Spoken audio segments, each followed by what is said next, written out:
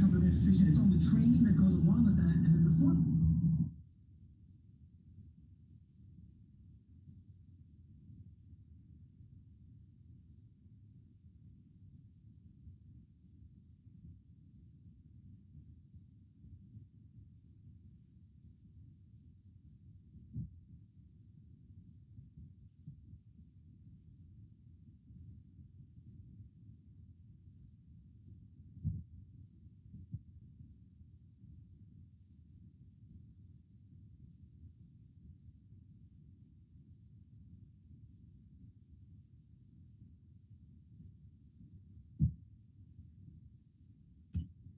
For himself, but we're going to break down every single chapter and every single topic in it. 2 important points. It's a 180-day implementation. This is not a 10-year project. This is 6 months from inauguration day. And number 2, all the chapters in here are written by people in Trump's orbit, or at least most of them are. That's right.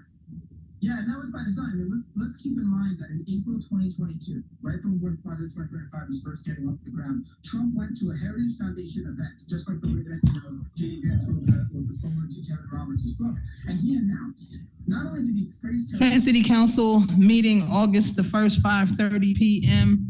This meeting is officially called to order. Let us stand for the flag salute. I pledge allegiance to the flag of the United States of America and to the republic for which stands one nation, under God, indivisible, with liberty and justice for all. Adequate notice of this meeting has been given in accordance with the Open Public Meetings Act pursuant to Public Laws 1975, Chapter 231. This agenda is complete to the extent known and was sent to the Trenton Times and the Trentonian newspapers, posted on the first floor bulletin board in City Hall, filed in the city clerk's office, and posted on the City of Trenton's website. Formal action will be taken. Mr. Garcia. Certainly. Roll call. Councilwoman Edwards. Present. Vice President Figueroa Gettenberg. Present. Councilwoman Frisbee. Present. Councilwoman Gonzalez. Presente. Councilman Harrison. Present. Councilwoman Williams. Present. Council President Feliciano. Present. Myself, Brandon Garcia, Municipal Clerk, present. Legislative Counsel, Mr. Edward Kaloji. And City Attorney, Mr. Wesley Bridges. Present. Thank you. On your call, Madam President. You may continue. Certainly. Madam President, if you'd like, I'll read the invocation at this time. Thank you. Almighty God, who holds the fate of man and nation, we most humbly beseech thee to bless this, our city, these deliberations, and these thy servants, that they may act with wisdom and understanding for the good of our community and thy greater glory. Amen. Amen. And Madam President, it's my understanding at this time you have a presentation of interim directors. Yes, by Mayor the Honorable Rigaciora. Mayor Rigaciora. Yes, thank you. Clerk and Madam President. 1 second, Mayor. I'm so sorry. Mr. Garcia, can we? Mr. Mayor, we have a small technical difficulty with that. If you want to press the button for the, Oh, sorry. there you go. Okay, thank you. Thank you, Mr. Clerk, Council President, and distinguished members of council. I'm here to introduce 4 highly qualified individuals who will be serving as interim directors of the key city departments. Under our city's charter, they will have 90 days to perform their duties, after which I will seek your advice and consent for their continued service, either on an interim basis or for permanent positions. First, I'm proud to present Maria Richardson as our interim business administrator. Maria has been a dedicated city servant and worked for the city for over 18 plus years, showcasing exceptional leadership and expertise. She currently has a PhD in education and is currently pursuing a PhD in public administration. Her extensive experience includes leading the Department of Recreation, Natural Resources and Culture, and acting as our Director of Health and Human Services. Her resume speaks volumes about her capabilities and dedication to our city. Next, we have Paul Harris for Recreation, Natural Resources and Culture. Paul has been a faithful service to Trenton for over 14 years, contributing significantly to our community through various roles. His wide-ranging experience includes account payable, budgeting, communications, construction management, legislative affairs, payrolls, personal management, recreational programming, maintenance, and the website management. Paul's extensive experience and dedication making him an invaluable asset to our city. Dr. Carlos Diego Minicapelli will be stepping in as our interim Director of Health and Human Services. Dr. Diego has been with us for over the past year, effectively administering our Community Development Block Grant Program. His academic background and hands-on experience in public health and community services position him well to lead this crucial department. Finally, I'm pleased to introduce Arch Liston for the Housing and Economic Development Department. Arch has been with Trenton for over 2 years and brings a wealth of experience from other jurisdictions, having served as township manager and business administrator in other locations. His knowledge and strategic vision will be critical in advancing our housing and economic development goals. I am confident that these individuals will serve our city with distinction, and I look forward to your collaboration and support as they transition into these roles. Thank you, Council President. Thank you, Mayor Gasiora. At this time, we'll call each interim director up one by one. So if any of my council colleagues have any questions that you would like to ask, I would ask that we do so at this time. We'll start with interim business administrator, Maria Richardson.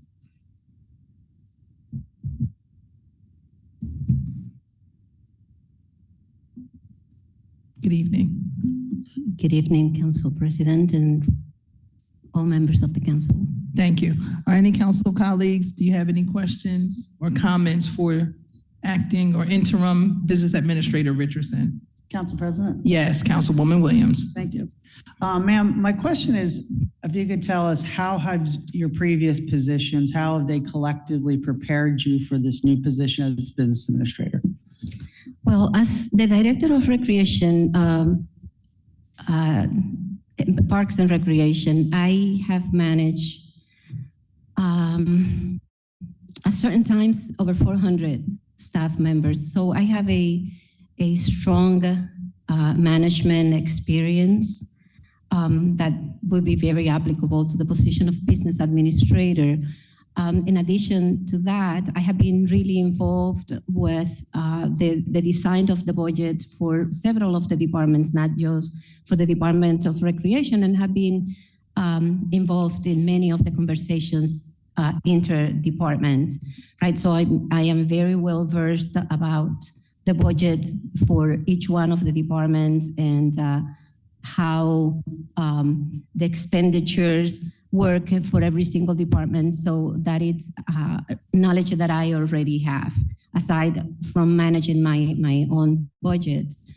In addition to that, I have been involved heavily with the procurement process. I am a certified QPA as well. And one thing that I think that I could use very well as a business administrator is my ability to go after funding. During the last few years in the Department of Recreation, I have been able to get for the city probably over $25–30 million in grants during the last 6 years. And as you know, when I started to work for the Department of Recreation, the budget was $300,000. And we have, basically the department was non-existent. So we were able to recreate the department, and it's probably one of the departments that work smoother throughout the city. So I think my experiences in the Department of Recreation and the last 18 months in the Department of Health dealing with different crises, probably it's not knowledge of all of you, but during the COVID pandemic, I was one of the individuals that I was responsible for the planning of the city's response for COVID vaccine, and I was pretty much the field person along with one of the field individuals along with the health officer and her staff facing the pandemic in the city of Trenton. So yes, I think that my experiences in the Department of Recreation and Health will have great use in the Department of for the business administrator position. Thank you very much, ma'am. Thank you. Madam President. Yes, Councilwoman Frisbee. Good evening, Director Richardson and Good evening. Director. I have two questions. The first one, can you tell us some of the items that you've helped move forward in the city that will help you with the role that what will help show how you're plan to move the city forward in this new role? Well, for the Department of Recreation, for example, we when the mayor appointed me 6 years ago, close to 6 years ago, the first thing that we did was to use the information that we have at hand at that point, participated in the diagnostic of recreation facilities and that sort of things, and were able to put a long-term plan for improvements for the city. So one of the things that we have been able to do is participate, design, and implement a long-term vision for the Department of Recreation. And we are now seeing the results of the planning that we started 6 years ago. And then the ability to raise money for the city to be able to pay for those projects. We have some great projects that will be coming to fruition at the end of the year, next year, but that is just part of a long-term vision that we were able to put together 6 years ago. Thank you. And my last question, and I'll just say, what would help you to have, in the position that you're in now? What would you say? What do you need in this department to help move it forward? What would you ask for to help move this department forward in the seat? And divided commitments of all department directors to move the mayor's vision forward. Thank you. Thanks. Any other council? Questions, Yep. comments? Councilman Harrison. Director Richardson, maybe you could talk about today's breaking ground over in Unity Square Park. That is a great example of planning many years ago. In 2018, we started to talk about building a soccer field in Unity Park, Columbus Park at that time. And there was a little bit of rejection because that was a baseball field, right? But then Council Harrison realized, he saw it there on the field, that reality is that we have a great population in Trenton playing soccer.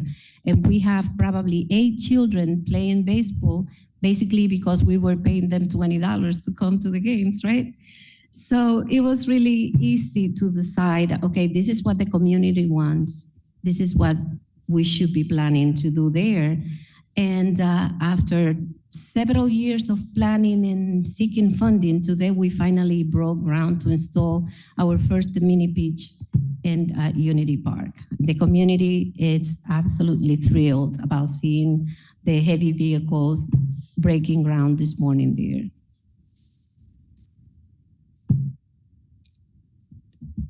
Thank you. Anyone else? So I guess the question that I would have, and we realize, right, that this is not advice and consent for us, but we're actually being proactive in just asking some questions so that when the time does come, if we hear what we hear today, and then we can watch and see what happens over the next 90 days, we will be able to give an affirmative vote either way, based upon what we discuss here, what we hear, and then what we see. We know your strong suits in recreation, and you also took on the acting role of Health and Human Services. But now you step up a notch to the role of business administrator, which is quite different, a lot different in its capacity. You spoke about your budgeting experience, your ability to lead staff and everything like that. I'd like you to talk about your skill set when it comes to grants, and your knowledge of grants and the ability that you have or don't have when it comes to securing grants and funding for the city. So can you speak about that? Absolutely. Thank you. I always said that I like to go after the money. Mhm. And that's why you are witnesses of how many times we come before you to get a resolution to apply and to accept funding. We, during the last 6 years in the Department of Recreation, we have been able to raise over $25 million. And and right now we are in the process of writing a grant for $20 million to hopefully complete the Assunpink Greenway, right? So I really take a lot of pride in going after the money, because I think that recreation is a very important part of a viable community, right? If we don't have good recreation programs, good parks, and we thrive to improve a little bit those our facilities every year. But I also know that the city really cannot afford to do all those improvement programs that we would like for our facilities. So I feel really driven to go after federal money, county money, state money, private funding. I really take a lot of pride in doing that, and I have been very successful in doing that. So I hope to continue to set that, to continue to have the same trend as a business administrator. Thank you. And with that, you would also have to have a good relationship with the mayor, with the other administrative offices, but also with the Department of Community Affairs as well.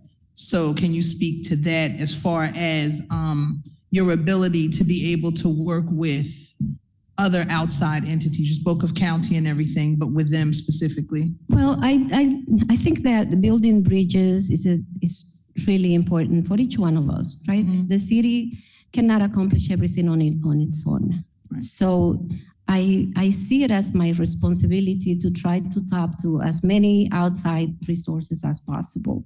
So I try to establish contacts and good relationships everywhere that I go. And I think that is key for each one of us. Each one of us should be doing that, just contacting people and being resourceful to them so that they can be resourceful to us as well. So I am a bridge builder in a sense. Okay. Thank you very much. Thanks. All right. At this time, we will have Interim Director Paul Harris come.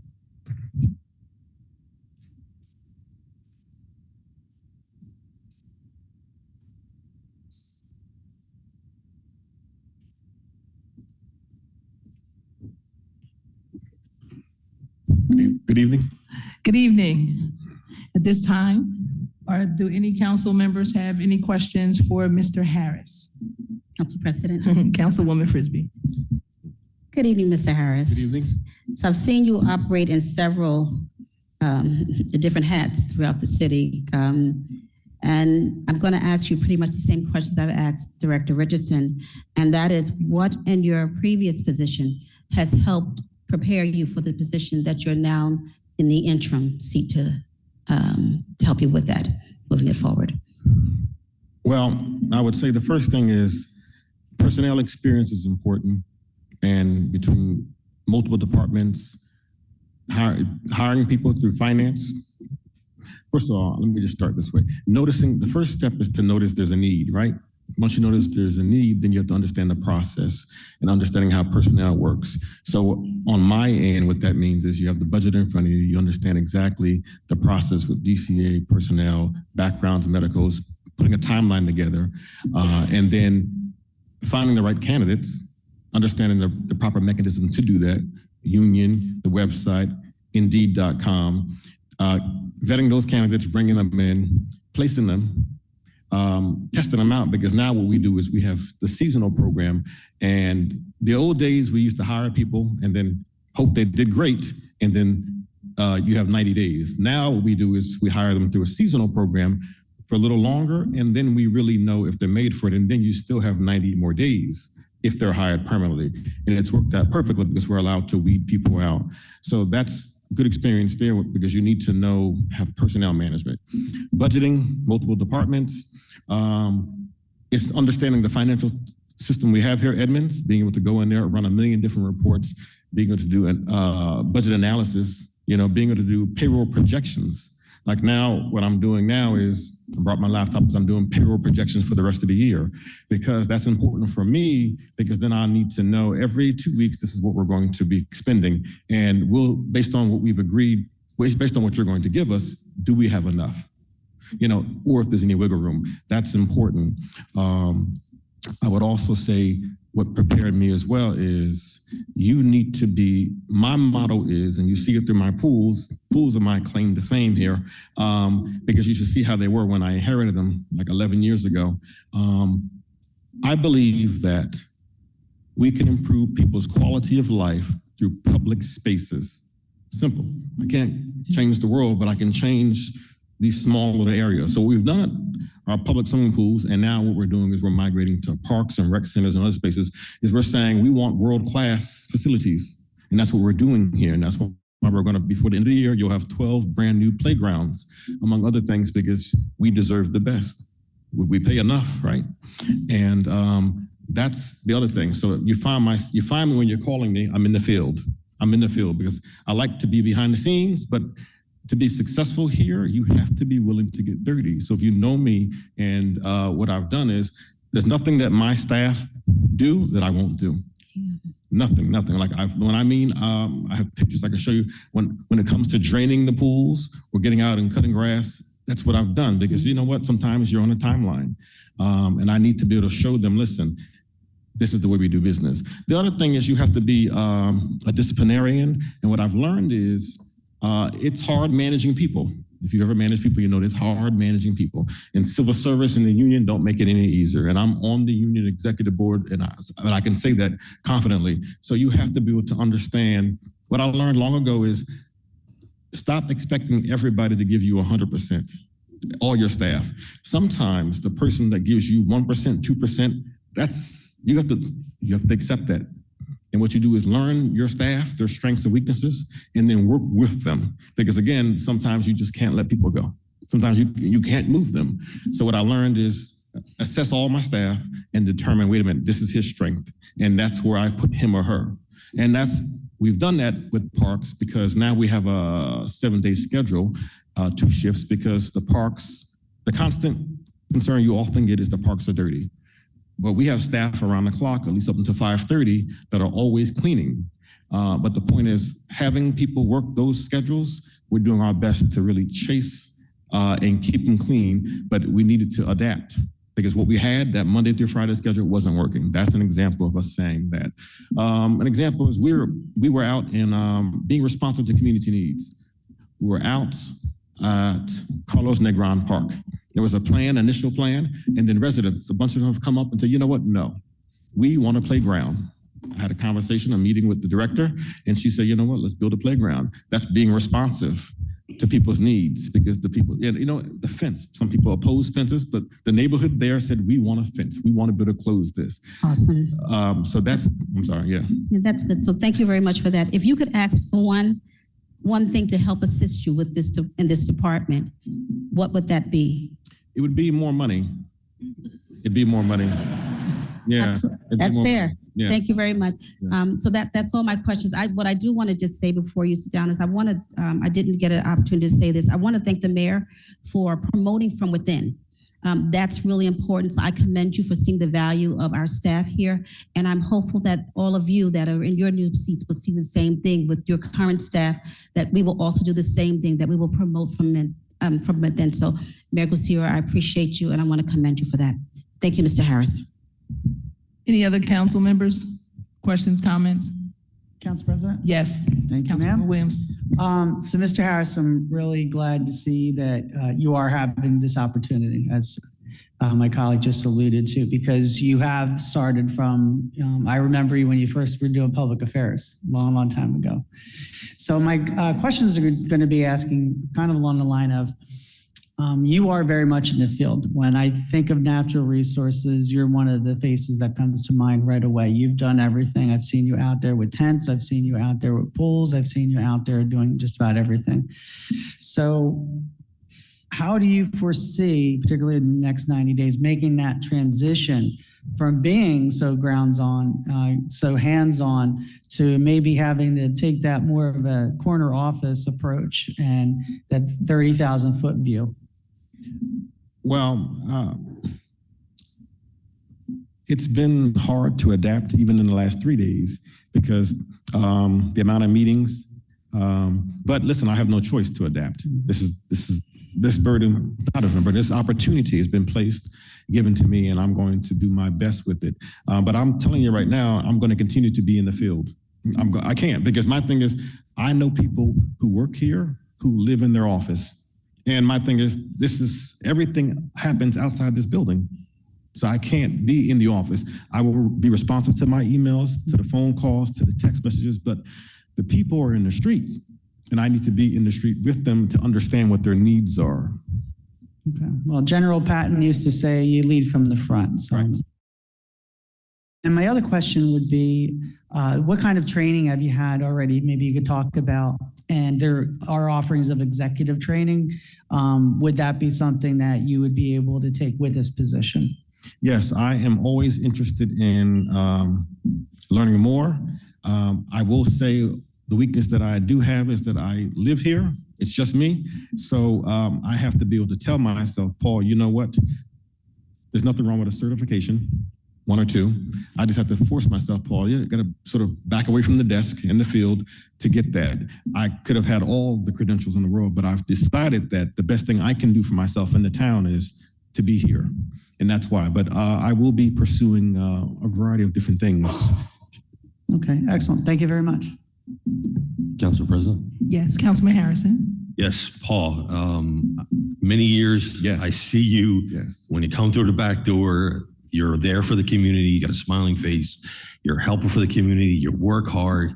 I'm glad to see you're getting this opportunity. It's well deserved. You work hard and you believe in this great city. So I know you'll do great. Thank you, sir. Yes, Council Vice President. Hi, Mr. Harris. Congratulations again. Just a quick question. You kind of touched on what I wanted to ask you. I know you're new into this role, but I know you've had a part in the planning of the 26 parks that are being rehabbed coming up. And I just wanted to know if you could kindly give us a little bit of input as to how those 26 parks were chosen. You did talk about the needs of each park, given the community, because I wanted to know, how do you guys establish what upgrades and what amenities go into each park in each situation? But you kind of touched on that.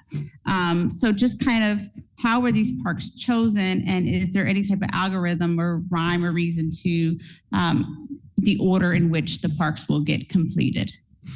So what I make it my business to do is visit, it's like 70 sites, at least every 2 weeks. And it requires me to walk the perimeter, actually get up on the playground and see everything, because, and just keeping my staff accountable as well. So as a result of doing that multiple times, what you get is you're put together a plan. Wait a minute, this is what's wrong with this park, this is with this park. For example, Academy Street Park right here by Clemente, having some issues with the concrete as a result of the trees. It's knowing that, so when I have the contractor who's doing concrete, who you approve, that he needs to target that area. In Mill Hill, for example, the issue there is the playground equipment, but also there's concrete again that needs to, there's some old fashioned wooden ties that need to be replaced there. The basketball court needs to be replaced there. Edgewood Park, for example, that basketball court, I need to have padding on the poles. I need basketball system, those. So, and what I person. So the only way I succeed is I tell my staff, listen, you have to show me, bring me out there, and that's how I do. So we took all that, we put it together, we sat with the director and said, listen, let's come up with a plan, and with community input as well, because a lot of the times, and I'm going to say this, it might not go the right way, but we go back to the community to ask them when we already know. If you lived here long enough, you know what needs to be fixed. So we don't need to have another meeting to fix what we know should be fixed. So we put that plan together, and you approved that $3.5 million, and that's what we're doing. So that's kind of the method to some of the playgrounds. Orange Street Park, it's in your ward. That's a combination of input from you, okay, input from the school, input from other council people, and that the equipment has arrived, and they'll be working on that. After they finish that, they'll be moving to Villa Park. They'll be moving to Unity Park, and then to Villa Park, and then my plan is then they'll be moving to Carlos Negron. Thank you, Mr. Harris. I look forward to your leadership in this position. Council President? Yes, Councilwoman Mine is Gonzalez. not long at all. First of all, congratulations, Thank you. Mr. Harris. I agree with everything that everyone said up here, but really quick, I know I spoke to, at the time, Director Richardson, and so I just want to know that we're making that connection with the Carlos Negron, because I know the New Jersey State Troopers want to collaborate. I don't know if that connection has been made, but I'm hoping that that will be done so that part can get even more than what we probably have planned for. Yes, I have a contact, and what we're doing is we're moving forward together. Yes, good, thank you. Congratulations. Thank you. Any other council people have anything?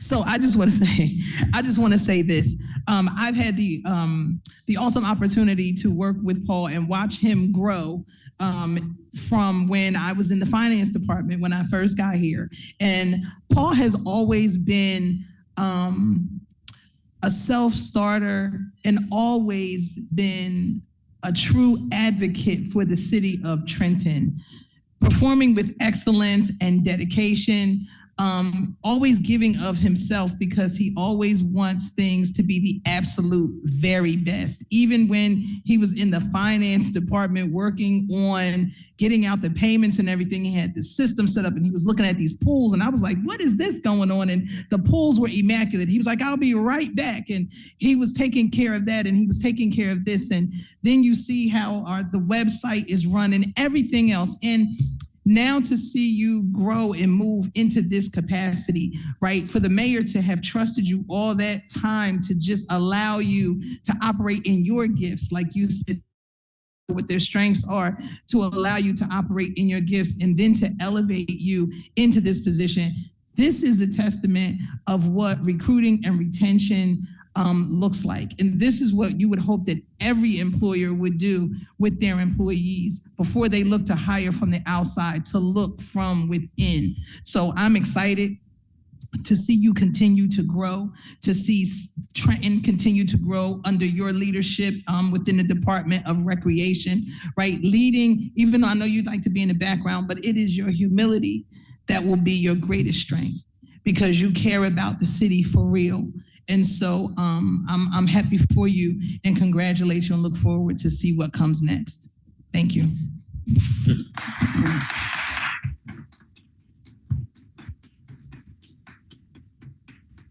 And so next we'll have Dr. Diego.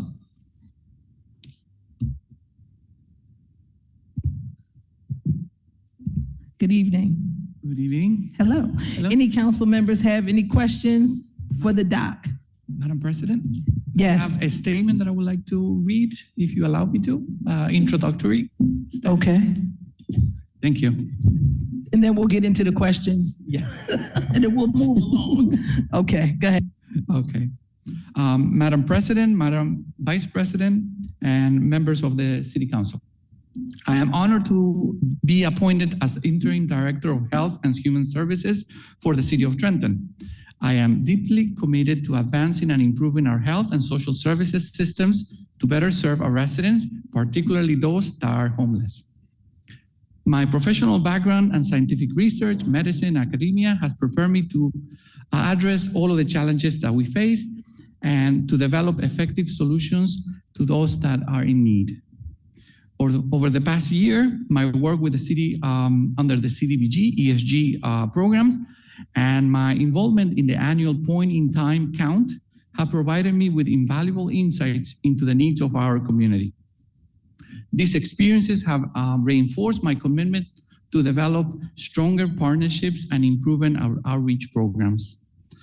Since my appointment on Saturday, I have had the pleasure of meeting leaders of the various subdivisions, such as Mrs. Ruth Carter, Mrs. Janet Porter, Mrs. Yvette Cooper, and Mrs. Memphis Madden, among others. I also visited the city clinic, the senior centers, and many incredible individuals who have dedicated efforts to carry for our residents and seniors, of course. Their commitment, along with the support from our mayor, our business administrator, and the Board of Health, is truly inspiring so far. I believe that together we can form a unified team to significantly improve our health and human services for the benefit of all Trenton residents. Additionally, I had the opportunity to visit our animal shelter and observe the recent improvements to the building and the restructured organizational command. Health and animal control are crucial in our city, as many infectious diseases affecting humans originate in animals, such as rabies and influenza. So it is essential that we work together, not only at City Hall here, but also with the community to reinforce ordinances and manage the number of animals that the shelter receives. Again, I thank you once again for this opportunity, and I look forward to working together to make a positive impact in our community. Thank you. At this time, any council members have any questions for the doctor? Councilwoman Frisbee. Thank you, Council President. So Dr. Carlos Manacapelli? Mina Capelli. I did it. So one, I do thank you for reading that statement because I did not know a lot about you, and so you have helped fill in some of the gaps for me. So thank you. I do want to say I appreciate your humility that comes across right now to me as someone who stands in the position of humility. For you to say that you've gone out to meet those who are affected or who will affect your department, that speaks volumes to me. Having communication with your your cohorts and just the members and touching the community, knowing that you cannot lead from sitting in that seat, as Paul alluded to so very strongly.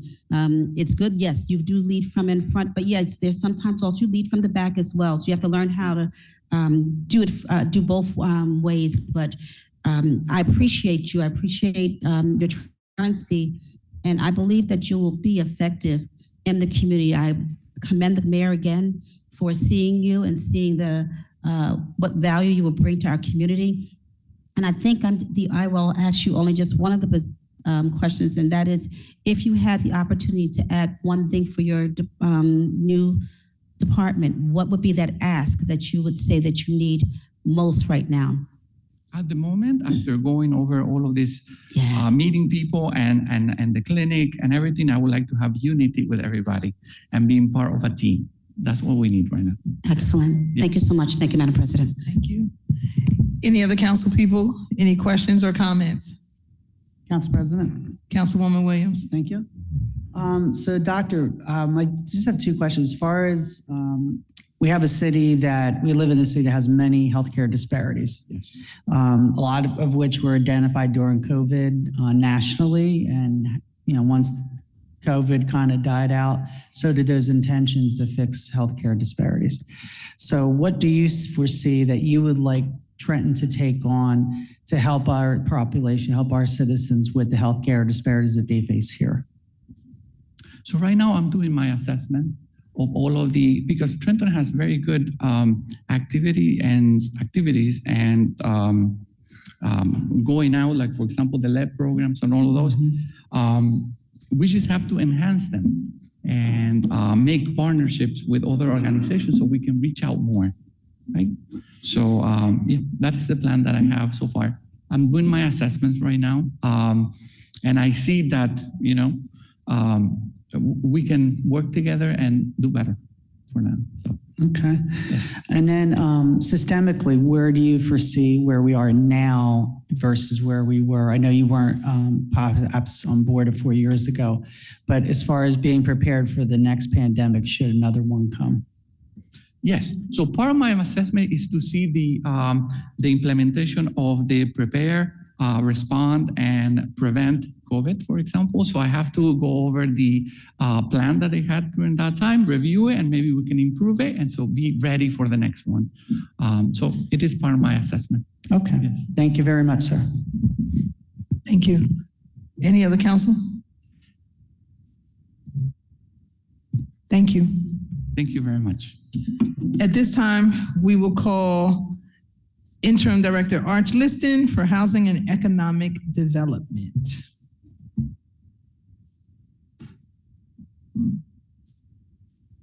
Good evening. Good evening. At this time, any council members have any questions for Mr. Liston? Councilwoman Frisbee. Good evening, Mr. Liston. How are you? Very well, thank you. Good. So we know you've been in various roles with the city, and we appreciate your dedication and your ability to sit in the seats that you have sat in. With all that has been said so far, one, I want to just appreciate everyone, and I'm just encouraging everyone to hear from those that are in the various departments that you are now walking into with an ear, knowing that they have the capability to be in the seats that they are sitting in right now. I would ask, my question of you this evening would be, how do you feel that you are prepared for this new position of being in the Housing and Economic Department from what you have already done in the city of Trenton? What has prepared you for this position? When I first became this side of public administration, when I got off the police side of government, my first task was redevelopment and getting redevelopment plans prepared and implemented and getting through the process. So I've been involved with redevelopment in different communities, Hamilton, Bridgeton, Atlantic City, places over the past 24 years. So I have a substantial knowledge in redevelopment. Secondly, with housing, I practiced my craft right through the regional contribution agreement issues, right through the issues with COA, the litigation that went on. I've kept abreast of the new legislation that was passed in, I think, January, where DCA is coming out with new numbers in September, and just being able to work with the community and meeting the needs from the redevelopment side, but also from the housing side. And I've worked in numerous communities with the same issues as Trenton. I worked in one place, Johnstown, Pennsylvania, as a city manager, where we had substantial vacant properties, just like we have here. So I've been through for lack of a better term, through the wars. Thank you, Mr. Liston. Thank you, Madam President. Any other council members, questions? Council President? Yes, Councilwoman Williams. Thank you. Mr. Liston, my question is particularly coming back after a year. It's good to see you. I wanted to get an idea of having fresher eyes and seeing the city, have any of your philosophies or your thoughts about economic development changed in this past year, or maybe adapted to things? It's funny, you sit back and you read a lot of what's going on in the community, because for some reason you go back through all you've worked in, and I've tracked a lot of stuff that is going on and what is going on, and have looked at different ways that we can expedite processes and so forth. And one of the things I'll show you tonight, I have a draft resolution that I'm going to bring forward for next meeting. And looking at the hotel, Roebling, looking at all the projects and see how we can move the process along to, I think I have the ability to move these projects in a certain way and generate additional revenues for the city while we're trying to do some of the other projects. Okay, and my second question would be, what opportunities do you foresee maybe over the next few years that we need to make sure that we take advantage of? Well, we've got to get the housing market back in here, and we've got some really exciting stuff going on downtown. I mean, I'm shocked that we potentially have 600 units coming online, market rate units downtown, which I think is going to revitalize the whole downtown in the sense you're going to have that density, that traffic down there on a daily basis with the different demographic and people getting out and walking. So I think the downtown, and if we get state workers back, another 40% of the time, would also help out. And I think that's one of the things that impacted us over the last, since COVID, is taking that percentage of customers walking by the stores and different places. That has it devastated the downtown. It really did. So I'm excited about the downtown with the housing projects going on. And I think some of the things I'm going to bring forward about some potential taking down some properties and doing some new RFPs and trying to get some new builds downtown from a commercial standpoint. So I think there's great opportunities here at the right time and keeping in line with the market. Okay, thank you very much. Thank you. Any other council people? Council President? Councilwoman Edwards. Thank you. So I'm sure you're aware of all of the housing and economic development issues that we have across the city, especially addressing our affordable housing shortage crisis.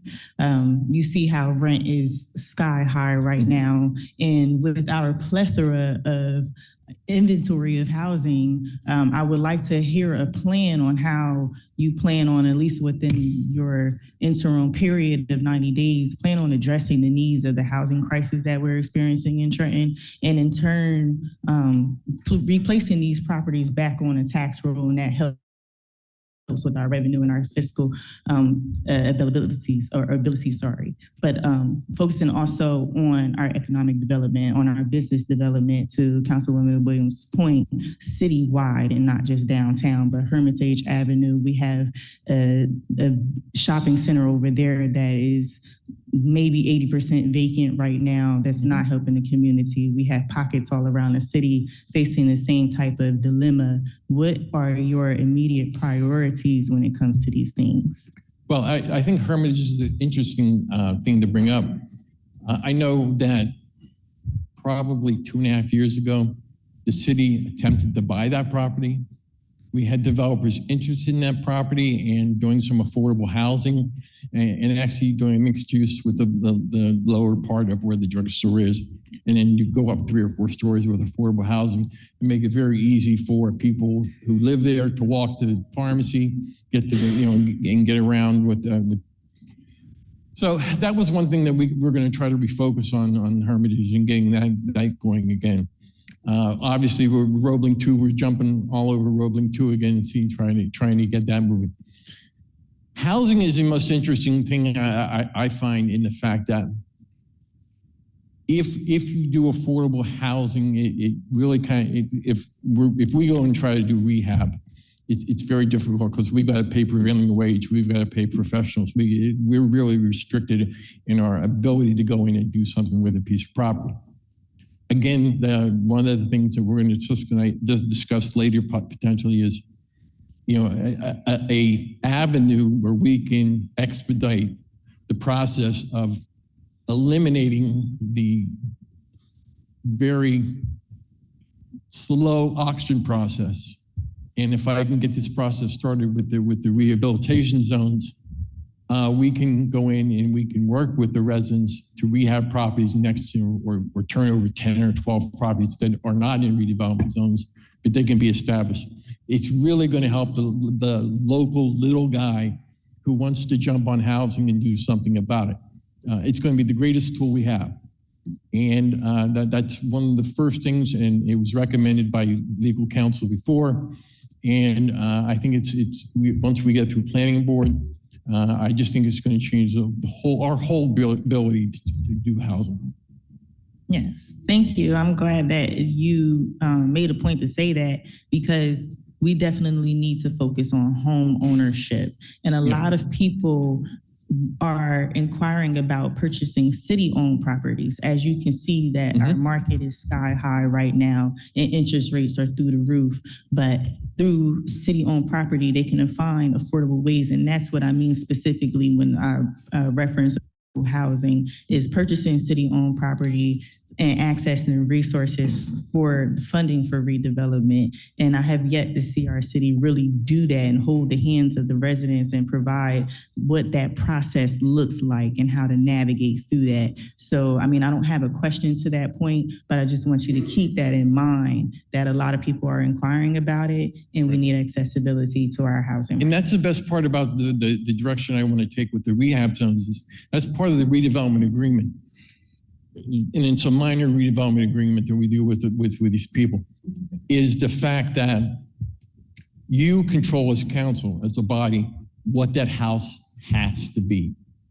So when we turn that house over to a purchaser, you can restrict it. It's got to be home ownership for so many years, or you have that ability.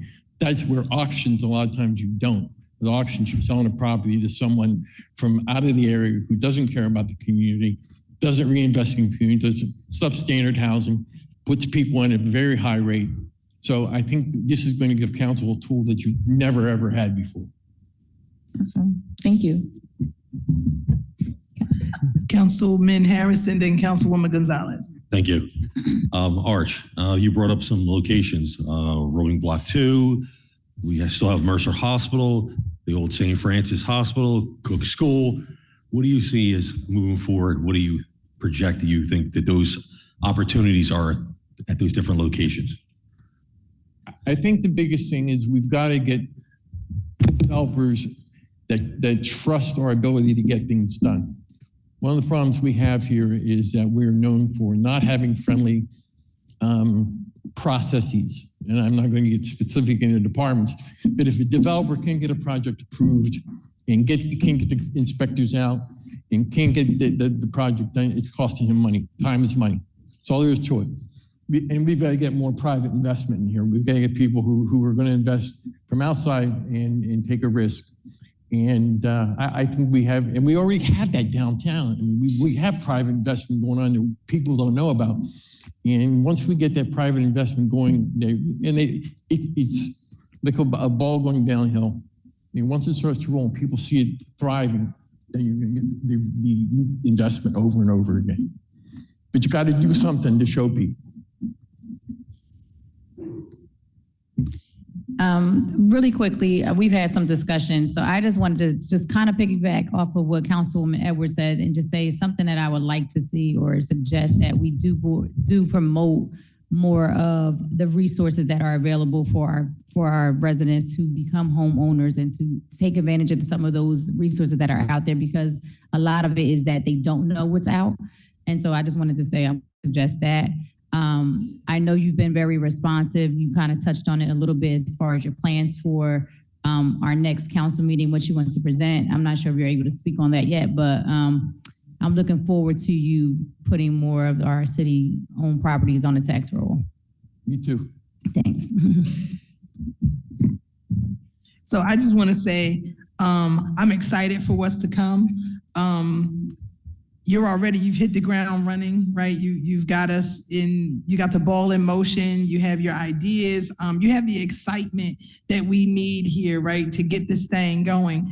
I would also like to say that I had mentioned this before, if it's possible, under former leadership, that I know Newark is doing something where they actually use like the Section 8 vouchers or certificates towards payments for homes. Right. So if Trenton could do that, I would love if we could do something like that to be able to help those, those people that get the vouchers and the certificates to actually, instead of paying some of these landlords, that they would actually use that towards their homes.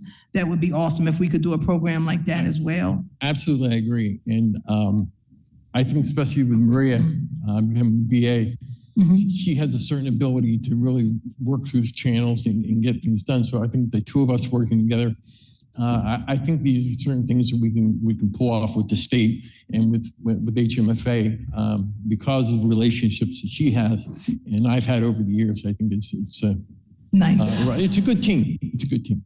Thank you. We're excited to have you back and looking forward to what's to come. Thank you so much. Thank you. Thank you.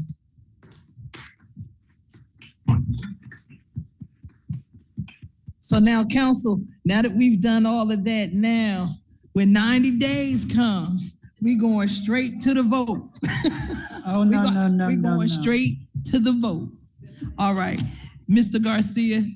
Certainly, Madam President. At this time, as I understand it, it's your will to visit the resolution 24-242.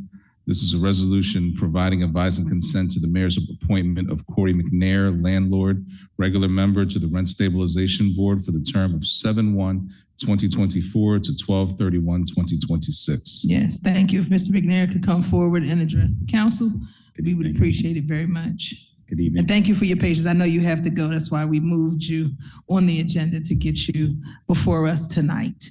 Yes, ma'am. So if you'd like to say anything to the council about why you want to be on the board, and then if anyone has any limited questions that they would like to ask Mr. McNair so we can move into executive session, I would appreciate it. But I'm confident that you'll give us enough Yes, ma'am. when you talk that we may be able to get through it. Mr. McNair. Yes, ma'am. Good evening, Council President and all members of council.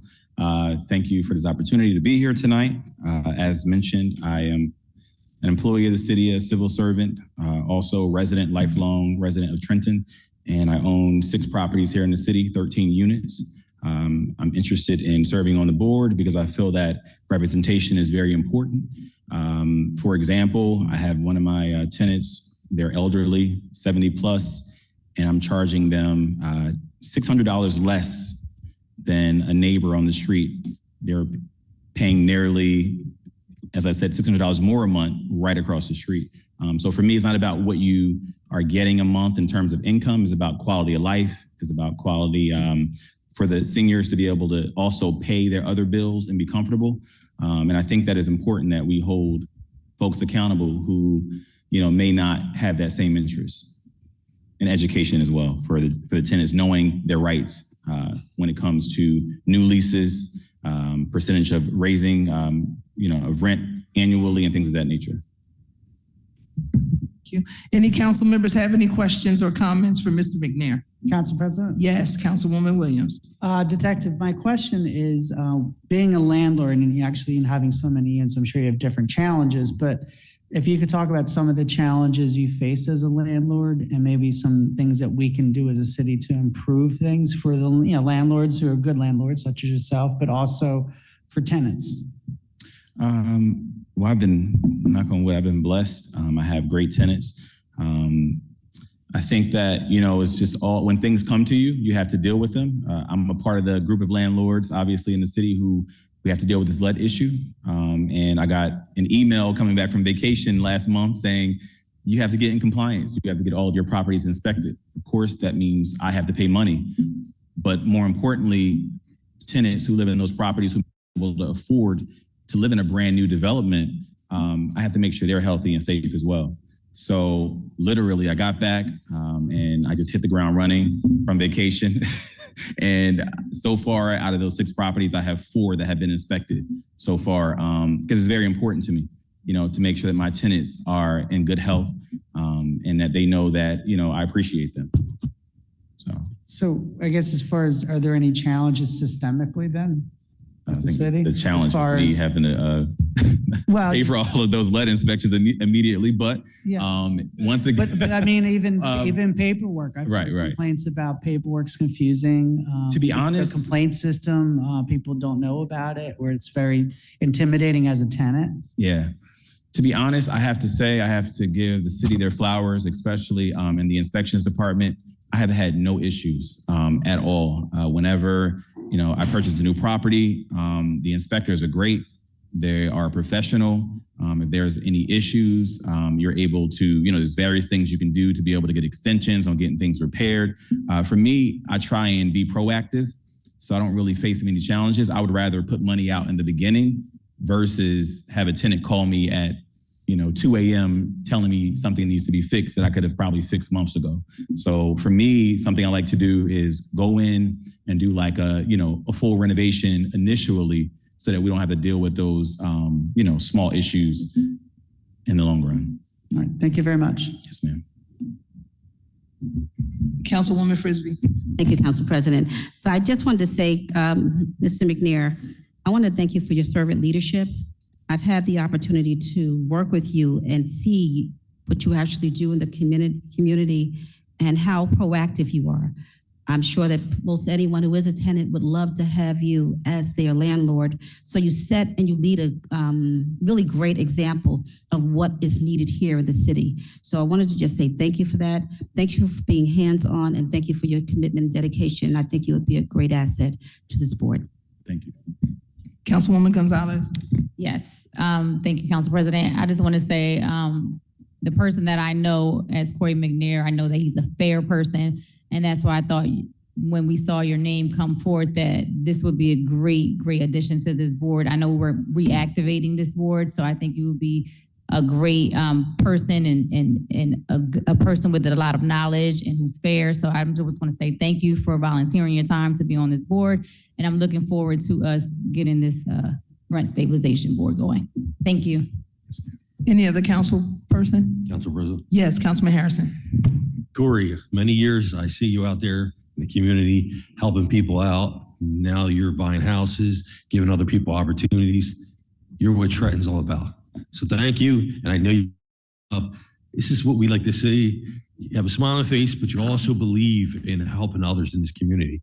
So thank you for all you've done now and all you will do in the future, buddy. Thank you, sir. Any other council people? Okay, so Corey, I'd just like to say thank you for your continued and elevated service in the city of Trenton, for not leaving Trenton behind, for thinking of Trenton and then investing in Trenton as well. From your nonprofit that you have, you've been blessing people a long time with the works that you have done, and you have worked tirelessly and selflessly to help people that need it most. And so for that, thank you. And then, like I said, thank you for investing in the city, but then also looking to help the people in the city, like not forgetting, right? But helping other people to just have an honest opportunity at a good quality of life.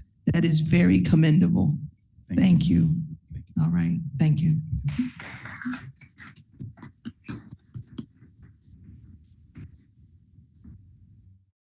Mr. Garcia? Certainly, Madam President. I'd like to. Certainly. Go right ahead. I want us to vote on this now. I was just about to ask if that was your wish. Yes. If so, would you like to ask for a motion to approve? Yes, may I have a motion to approve? So moved. Second. Noted. Roll call, Councilwoman Edwards. Yes. Vice President Figueroa Kettenberg. Yes. Councilwoman Frisbee. Yes. Councilwoman Gonzalez. Yes. Councilman Harrison. Yes. Councilwoman Williams. Yes. Council President Feliciano. Yes. Motion carried. Congratulations.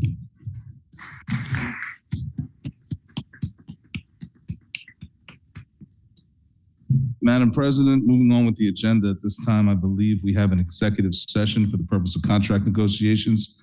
If you want to ask for a motion to go into executive session at this time. Yes, before we ask for the motion, I just want to make an announcement to everyone. As we know, the agenda is subject to change to leadership discretion. Just so you know, anyone that is here for the towing ordinance, if you didn't see, well, you probably wouldn't see because they didn't send it out.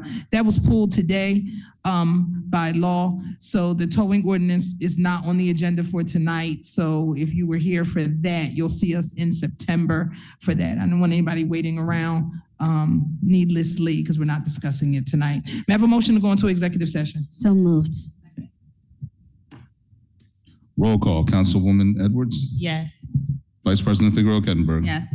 Councilwoman Frisbee. Yes. Councilwoman Gonzalez. Yes. Councilman Harrison. Yes. Councilwoman Williams. Yes. Council President Feliciano. Yes. Motion carried. Moving on to executive session. I don't believe we anticipate a vote coming out of executive session at this time. No. No. Thank you.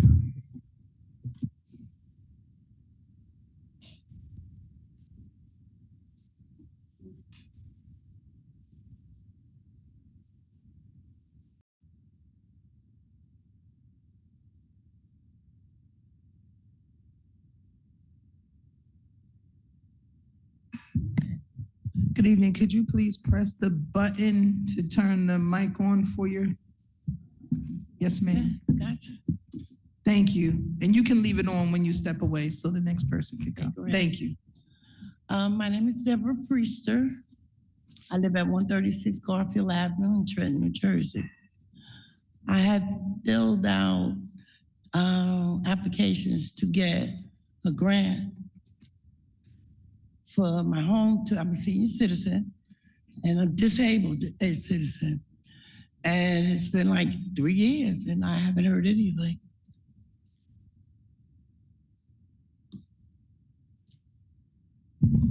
So I'm not sure if I may not Mr. have explained Garcia- this. Right, thank you. Correct, but just so you know, ma'am, and to the rest of the public, when you do address whatever matter you wish, the council is not obligated to respond at this time. Right. Okay.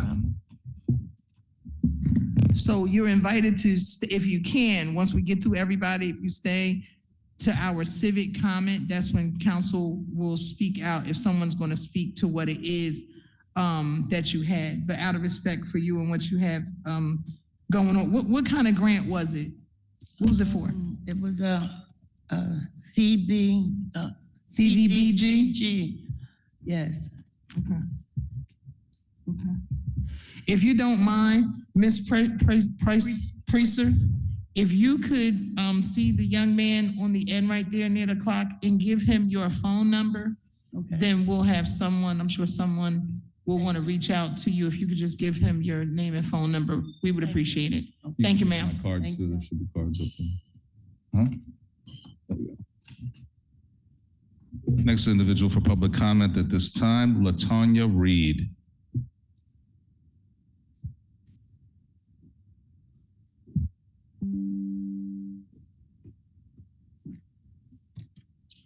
Good evening. My name is LaTanya Reed. My address is 340 West State Street. I share the street with Foundation Academy, located 363 West State Street. During the school year, the congestion is extreme. And one of the problems is parents are pulling up in front of the school, walking their children across the street instead of the pickup drop-off line. This caused so much congestion last December. My precious child was hit by a car in the crosswalk, accompanied by the crossing guard. Trenton police have not gone to the school to review the video. I have asked them multiple times. So is my car insurance adjuster. This is because of a lack of resources. We do not have police presence. We have one crossing guard that's managing West State Street, a hub into greater downtown, and left-hand traffic coming out of Rutgers Place, which they're not even supposed to do. And what's happening now is the parking is getting more restricted for the neighbors of the school, me. So I have to pay a meter to park outside of my own home or get a $70 ticket or drive out into all this congested traffic because of the timing of the street sweeper. And I appreciate you, Councilwoman Frisbee, for coming to the school, meeting with me and the executive leadership. But how school's about to start on August 19th, and I'm still petrified because when she hit my daughter, she hit the brake. But it's an intrusive thought when you think that she could have panicked and hit the gas and run over my daughter. My daughter's 5'8". She's tall like me. But her peers who were in her 6th grade class who ran up to me this tall might not have been able to sustain that, getting hit on their physical person by a car. I know change doesn't happen overnight. But again, I am petrified. So I'm here for the council and the community. I'm glad 21 people want to talk tonight because you all are here. I want you to know on this street, the children are in danger. And we're band-aiding these small parking enforcements instead of the greater problem. If you want to get some revenue, you let the cops come ticket all these parents who are driving around the crossing guard and having their little babies walk across the street. That's where you're going to get some revenue. You give me a book, I'll get out there and ticket all of them. But the CEO is directing traffic in the morning. And that's what I wanted to come. And I have to keep coming because, again, I'm asking my own community where I live and where my child lives, please, please, anybody, everybody, whatever mobilization we can do. I just cannot stand the idea of a child getting hit by a car right there. Thank you.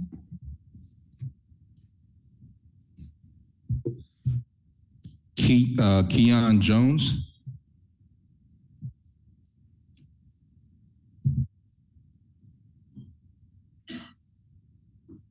Good evening, council.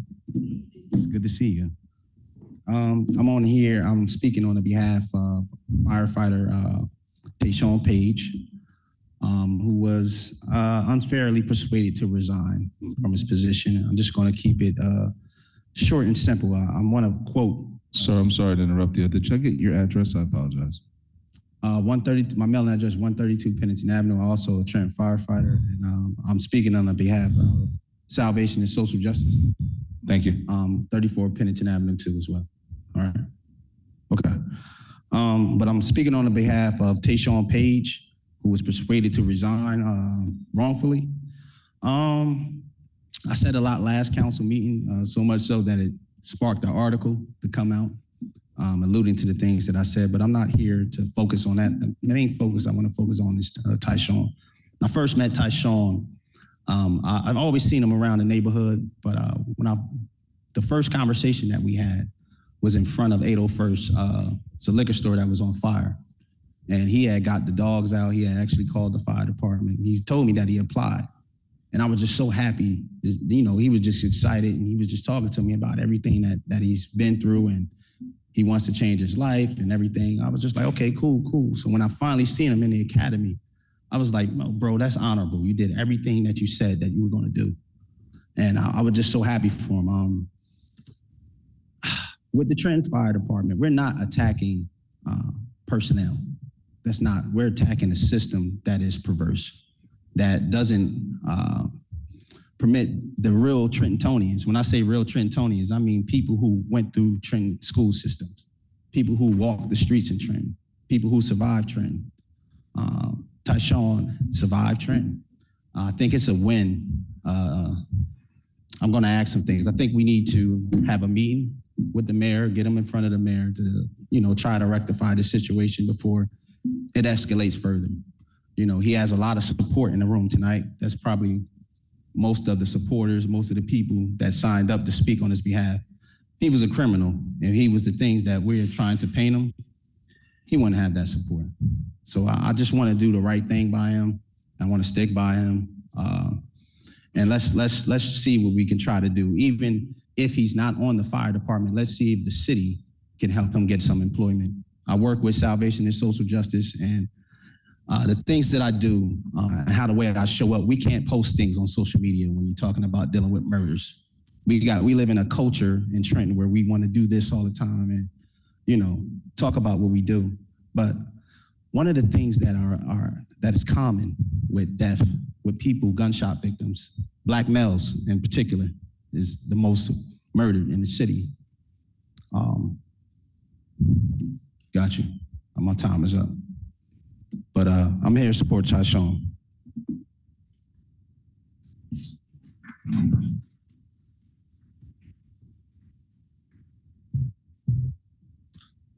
Tayshawn Page.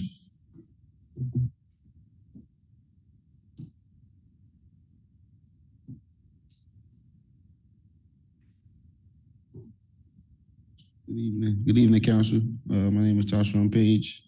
I live 350 Reservoir Street. I'm just here because I just want to know the support that I have from my city council in rectifying this situation. I do want a meeting with somebody anyway to resolve the situation. I was born and raised in Trenton all my life. And it's like the change, it starts within the ones from the city, not the ones out the city. Even I'm not excluding the ones out the city, but it starts from the ones that live in the city.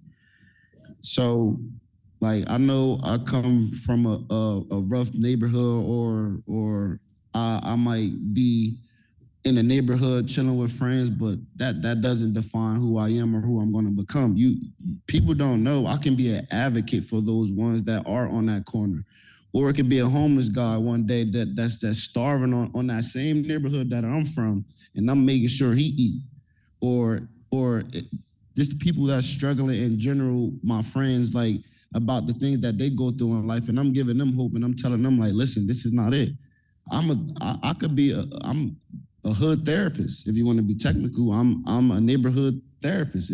I'm not out there doing anything illegal. I go to different parts of town and I give hope to where the hope is needed. So I just feel like I deserve a fair chance just as well as everybody else. I did everything I was supposed to do. I woke up every day. I just want my chance. How you expect me to change if you don't give me change? Or you throw me back into the environment where I came from? I just want different, and I deserve a chance. And that's all I'm asking for. And that's it. That's all I want is a chance. Like, I just want to know, what can we do to rectify this situation of me getting my chance? And I feel like I shouldn't have to do it over because I did it already. I did everything I was supposed to do. I shouldn't have to do it over. Or whatever is being rumored about me, whatever until it's facts, is proven, I feel like I deserve my chance. That's it. I don't got much to say, but that's all I have to say for now.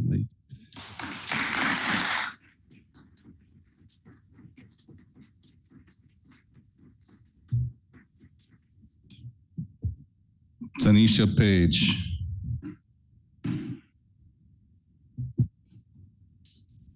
Hi, I'm Tyshawn's mother. I'm sorry, y'all. It's just heartbreaking. Just to give you a little history on me and my son, he has a good mother that stays on him, makes sure he's a leader and not a follower. I require that in my home. There's so many people that's looking up to my child right now. I'm thinking, like, Dad, I could do this too, or I can try, or just the motivation he's giving other people to, like, that see themselves in him is just a blessing in itself. I raised a good boy. Can't nobody, like I said, the Fire Academy was acquainted with my son for a few months. I raised him, and I know what type of child I raised. So it's just like a slap in the face that they did this to him. And I'm hurt. I'm trying not to speak from a hurt place, but it's hard, just seeing a little bit of light come out of him, just like I told my son, it's okay to feel hurt. It's not okay to feel defeated. So you gotta fight. You gotta keep going. You gotta keep, don't take no for an answer. And I told him whatever he do, his mom is here. And I'm gonna make sure he gets through everything. But it was really unfair. And I feel as though to let him go through the training, pass the test, and the day he get ready to go to his assignment, you tell him no. So it's like you want to protect the child from the environment that he live in while throw him back in the environment. You understand? If he trying to make a change and trying to better himself, why smack him in the face and stop that? Is what I don't understand. I'm not eating barely. I'm not sleeping. This is really stressing me out. My son, I have lupus. My son takes care of his mother. He helps me take care of his sisters. So it's like, this was something where if I did close my eyes today or tomorrow, I knew my son was going to be okay and my daughters is going to be okay. And to have somebody take that from him is just the most crushing thing ever. I don't want to give nobody a sob story. I'm not up here for nobody to feel sorry for me because I got the strength of a titan. Okay, so that's not what I'm asking. I'm just asking, like my son asking, give him a chance to show you. You can't say a person can't change or not changing if you don't give him a chance to change. I don't want my son to die out here in the streets. I don't. He done had a lot of his friends been killed next to him. I don't want that for him. So I just appreciate if y'all just take the time out to just listen and, hopefully investigate the situation. Okay, thank you.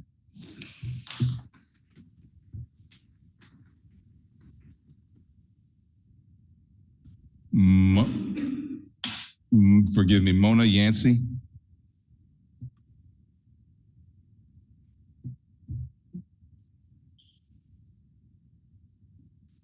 Good evening, Council. My name is Mona Yancey, and I represent Passage Theater, which is at 205 East Front Street. I'll be very quick. Just quickly, we wanted to speak about our upcoming 40th season. I am the community giving manager, so part of my job is going out into the community and engaging with everyone in the communities of Trenton about the arts. I am very passionate about the arts for so many reasons. I have gone into the schools as a teaching artist and just seen how our kids flourish when they are able to express themselves, whether it's through writing, acting, dancing, that sort of thing. And so for our 40th season, we begin with a play called Alma, which is written by Guatemalan-American playwright Benjamin Benet. And it's very important to this upcoming election that's happening, which is dealing with immigration and a mother and daughter parenting, when you're talking about hope and courage and family as well. Also on September 5th, we are inviting a lot of city workers because we want a lot of them to come and engage with us. Many go to work and they just leave right at 5 o'clock, right? But when you go to New York or Philadelphia, you have the people right after work, they are engaging. We would like to see that happen in Trenton. And so save your money from getting on that train and going out to New York. Nothing wrong with New York, because I've been out there as well. But there's great things happening here in this city as well when it comes to the arts. So we're asking for that support. So on September 5th at the Lobby Club, from 4:30 to 5:30, that will be specifically for our city and state workers. And then at 5:30, we are giving out tickets to our special 10:10 showing of the play Alma, just to engage more, particularly with our Latino community as well. Thank you.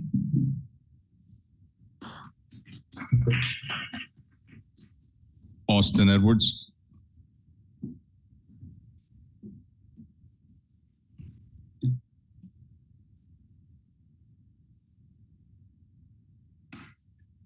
Good evening, everyone. Austin Edwards, 916 Bellevue Avenue. You guys remind me, I got to go to the DMV, change my whole address, the whole move thing, got to get that situated. But coming up today, I think it's just a bit of a joke, right? Sometimes I run into you guys, especially in these hallways, and every time it's just like, uh-oh, what did we do wrong? Well, it's kind of like Sour Patch Kids, right? You know, sometimes I'm sour. Tonight, I'm actually sweet, right? And I specifically wanted to come up and talk about our support of 21-312 and 313. As I was sitting in the crowd earlier, I was doing some of the math of all the numbers in front of you all tonight. And what I counted was essentially close to over $500 million that you guys are deciding on tonight.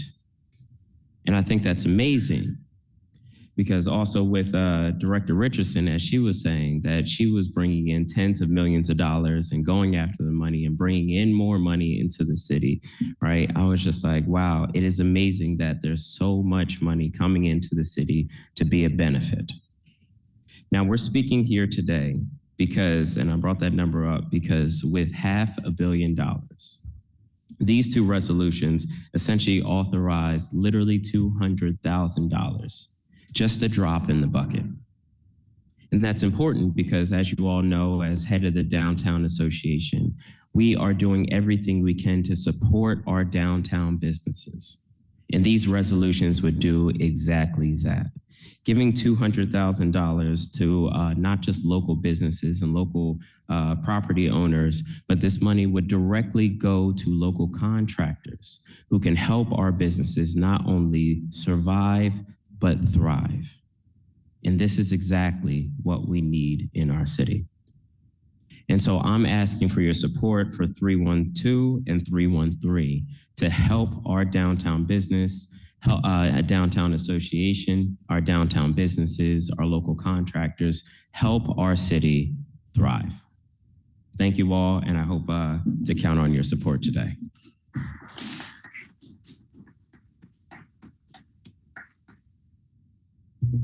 Diego Maya. Good evening, Council President. Good evening, Council. Diego Maya, 214 William Livingston Court, Princeton, New Jersey. Trenton is my hometown. I started my business about 20 years ago in this area, reaching out to the Latino community and making sure that their businesses were communicating to the Latino community in Spanish. And that's why I'm here today. And I'm going to share some information for you guys, if you could. Certainly. My company has been broadcasting simultaneously the Board of Education meetings for the Vineland School District and the Camden School District. And we've also broadcasted the State of the City for Mayor Ras Barak. And a year ago, we did it also for the mayor here, Reed Gushora. Spanish is the second most spoken language in the world, right after Chinese Mandarin. And the Latino community is growing exponentially. And right now, at this moment, its GDP, if it's looked at as a nation within the US, is the 5th largest economy. That is a huge purchasing power and consumption power. And I feel that in this city where 38% of the community is Hispanic, it is important for the communications of the city, specifically the council, to be available in Spanish. And so I'm here to ask one of you to consider taking that flag and discussing it, of how the impact of providing the council meetings simultaneously in Spanish, how that could benefit the entire city. An update of, because it's not just coming to Trenton and doing business, of what we're doing is on the nonprofit side. We just took almost 55 kids, Black and brown kids, to New York on Google Hackathon, trying to support the Latino kids and the Black kids, along with another nonprofit.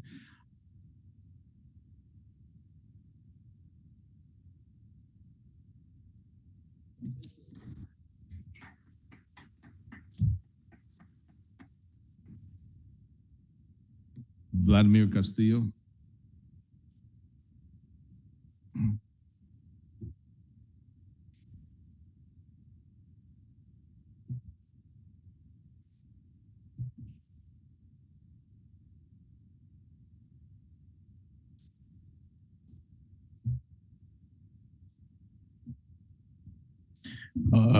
Good evening. My name is Vladimir Castillo. I'm a lifetime resident of Trenton, New Jersey. I live at 310 Maple Avenue, Trenton, Jersey. Greetings to the honorable members of the Trenton City Council, as well as the other members of the community in the audience. I'd like to preface this statement with something about Dr. King, something he wrote. The unemployment rate of the nation as a whole is about 4%. Statistics from the Labor Department report that among minorities, it's about 8.4%. But these people are people who still go to the labor market, who still go to employment agencies and places looking for jobs so they can be calculated. The statistics can be gotten because they are still somehow in the labor market. But there are thousands of minorities who have given up. They have lost hope. They have come to feel that life is a long and desolate corridor for them to go with no exit sign. And they no longer look for a job. They no longer feel like they're part of anything, which is quite unfortunate if you ask me. These are people who would estimate that amongst the discouraged persons, there's another 10%.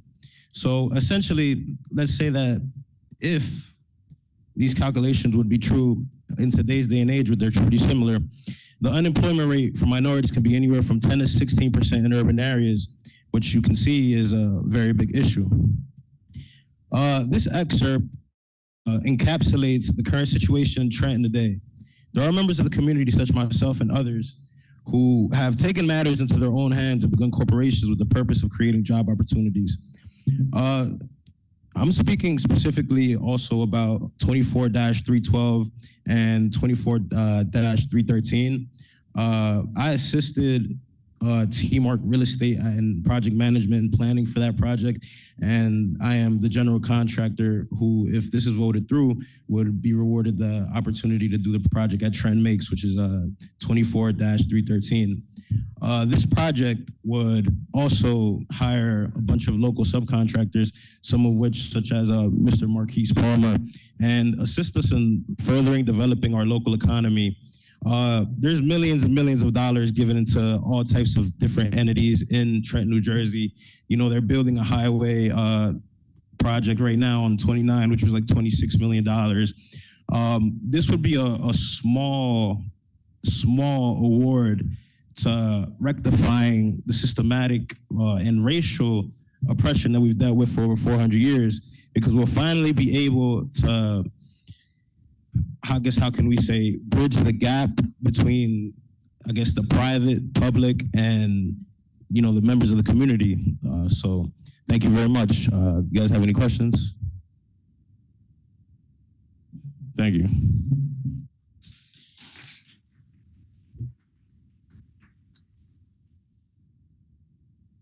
Jose Francisco, is that Collar? Thank you.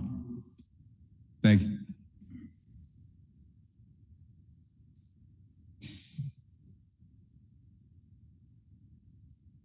Good evening, council, men and ladies. I'm here to support any grant money. I'm a business owner of Unique Engineers. I'm a software writer. Sir, if you would, could you just state your name and address for the record? Forgive me. Jose Francisco Colazo. Got it. And address, if you would. Yeah, 433 Lamberton. Thank you. Go right ahead. No problem. So I want to first say kudos to you guys. This is my first time seeing this in action. I'm not from out here, but I see Trenton as a gem.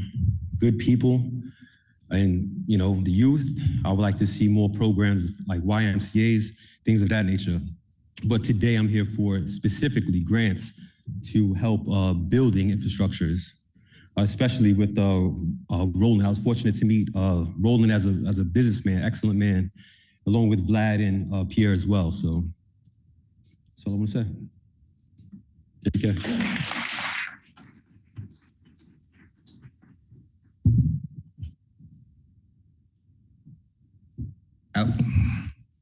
Alexander Ramos.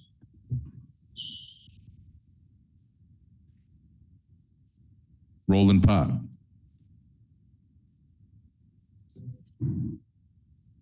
Roland Pott. Cute, counselor.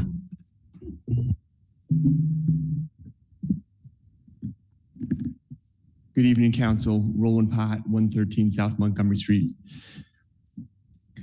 Just want to thank you for considering resolution number 24-313, which will greatly benefit the business owners of and their work environment at 439 South Broad Street. I serve as president of Trenton Makes, Inc., which applied for the grant under the American Rescue Act of 2021, which is a federal grant as administered by the city of Trenton. And I've lived here in Trenton since '95, when I moved here after college. And I started my first business here in Trenton in 1999. I have been living and working here for almost 30 years, and I've raised 2 kids here. I want to thank Vladimir Castillo of Castle Consulting for his work on the grant application and the maintenance work that he's been doing at the property, as well as the other contractors that have worked on the building. And part of our mission is to support the development of local contractors. I want to also thank all the small business owners that have spoken in favor of this resolution. The money goes towards the maintenance and improvement of the property, where over 27 small businesses operate and provide services to the community. These range from fashion, insurance, fine art, music, not-for-profits, healthcare, printing, and more. I have a list of the businesses in the building that I'm going to leave with the clerk for your, also as an aside, 78% by my calculation of these businesses are minority and women owned. 64.5% of these businesses are owned by Trenton residents.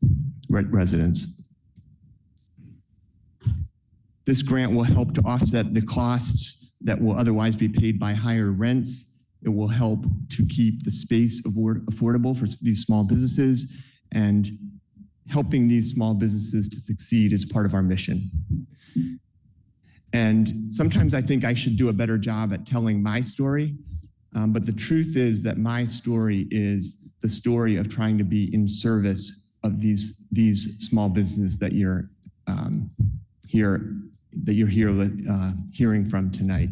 That's my story. My story is their story. Small businesses suffered a lot across the board during COVID, and several people at the building went out of business and were unable to continue. The building is a historic property, over 130 years old. I was involved in the renovation in 2001. The property pays approximately $37,000 to the city of Trenton in property taxes every year, and that supports city services. Thank you.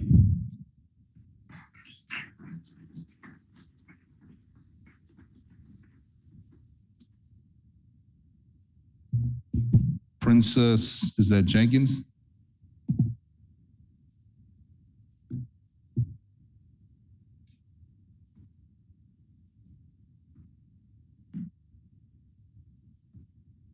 Good evening, everyone.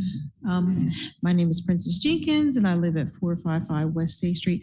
I'm here actually to talk about, I was here last time and talked about the rent stabilization in the city, and I see that the rent ordinance currently is up to date on the website, which I think is great.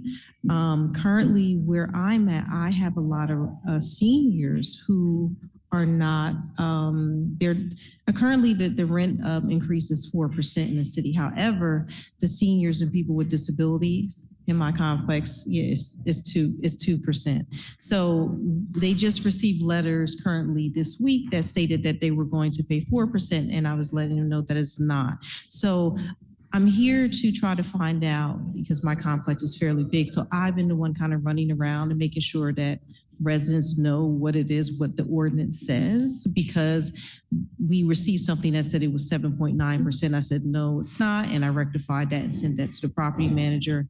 And yes, so there are some other fees that are being tacked on in our complex. And just so you guys know, this company who owns the complex that we currently live in own at least about 5 properties within the city. So when we talk about properties that aren't being managed or people are not having rent increase fairly, this is a culmination of this one company that's here doing that, at least one of, and it may be several.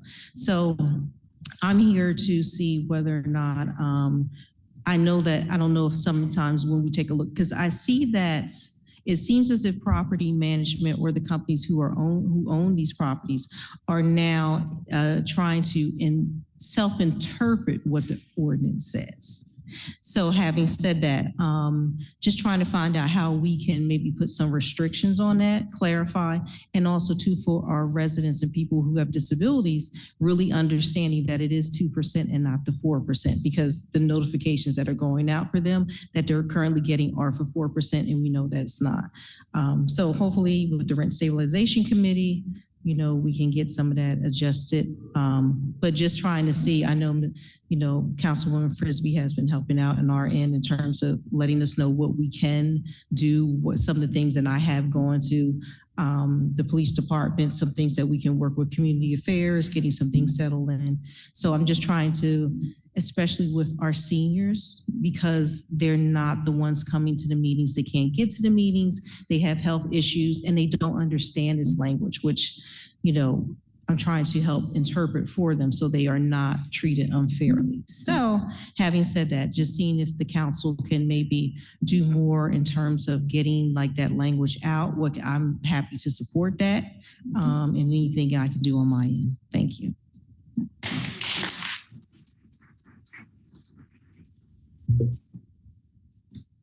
Tammy Butler.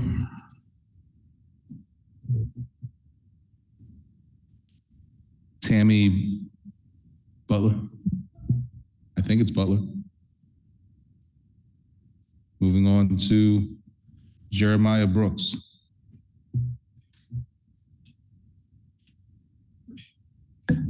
Good evening, City Council. Good evening, City Council. My name is Jermasia Brooks, and I serve as the program coordinator for Arm in Arm for the Parent Connect program, who help provide emergency services and outreach to homeless children. I was born and raised in the city of Trenton. I am here today in full support of Tyshawn Page, who had faced, different obstacles of his termination with the Trenton Fire Department. I've known Tyshawn my whole life.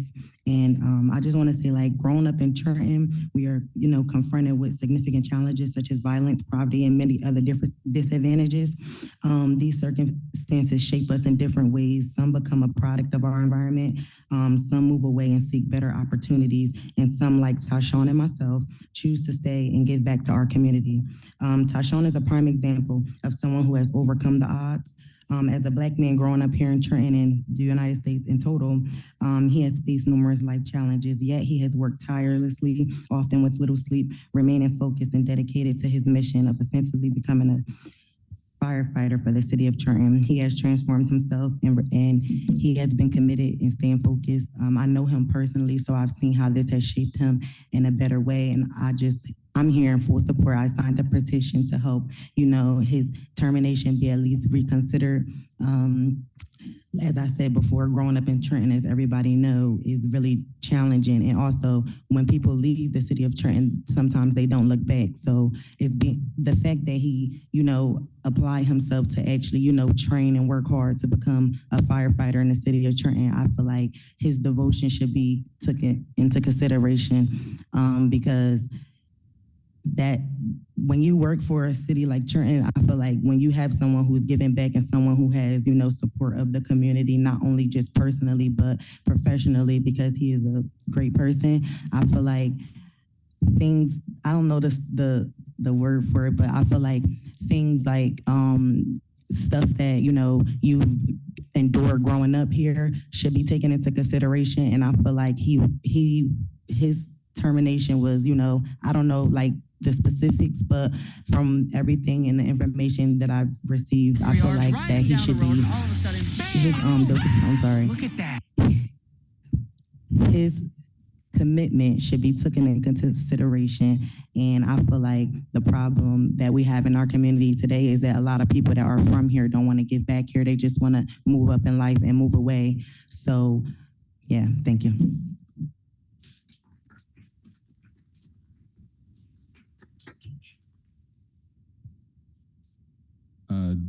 Deja Davis. Did I say that right? Oh, there we go.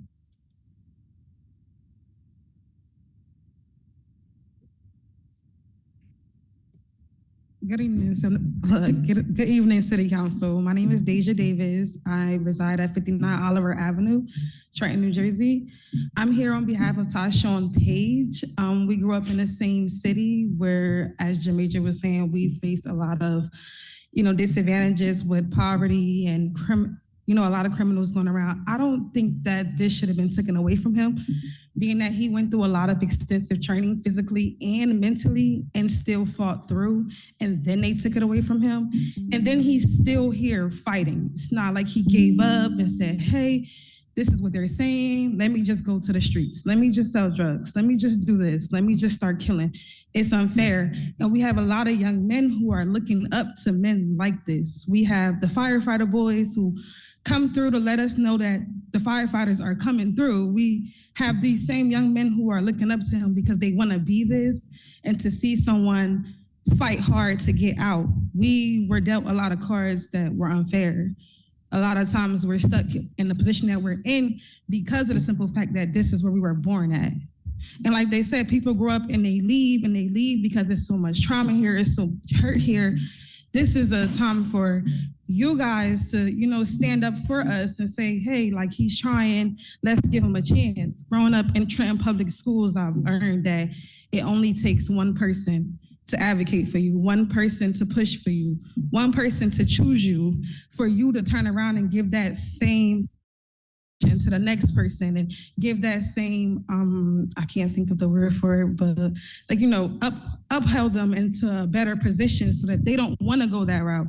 We have a lot of crime going on here, and whether it's car accidents, car stealings, killing and stuff, like this is our chance. So I hope that you guys give him the same chance and see that he's fighting for it, because it was very unfair. Thank you.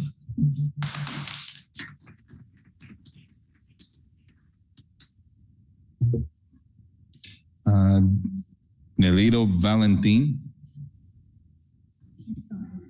Okay. Tashira Page.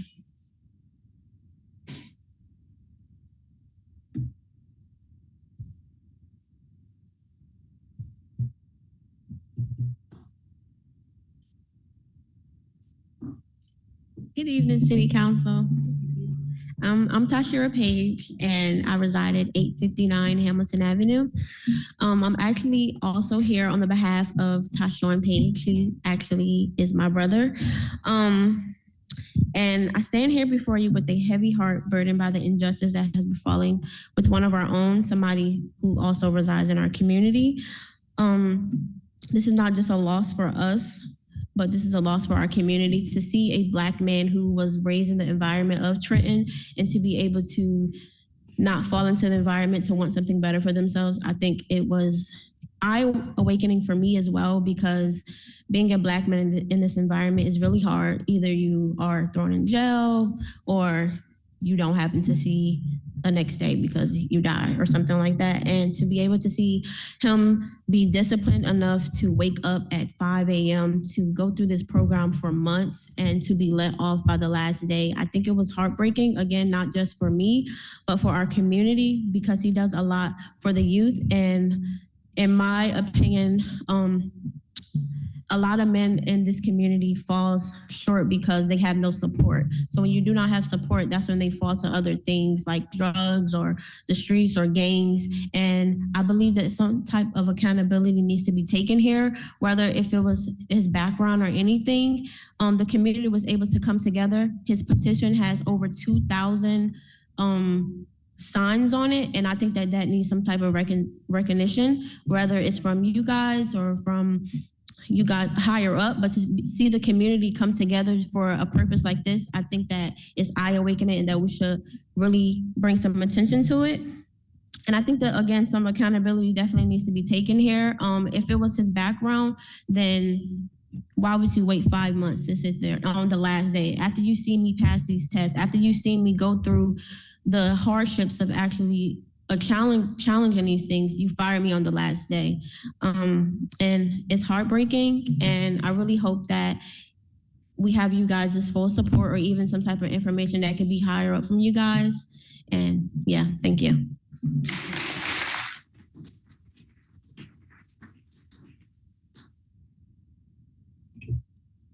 Van Brown.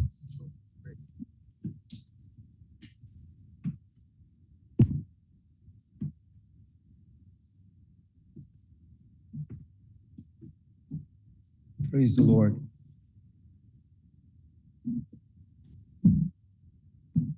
Good evening, Madam President.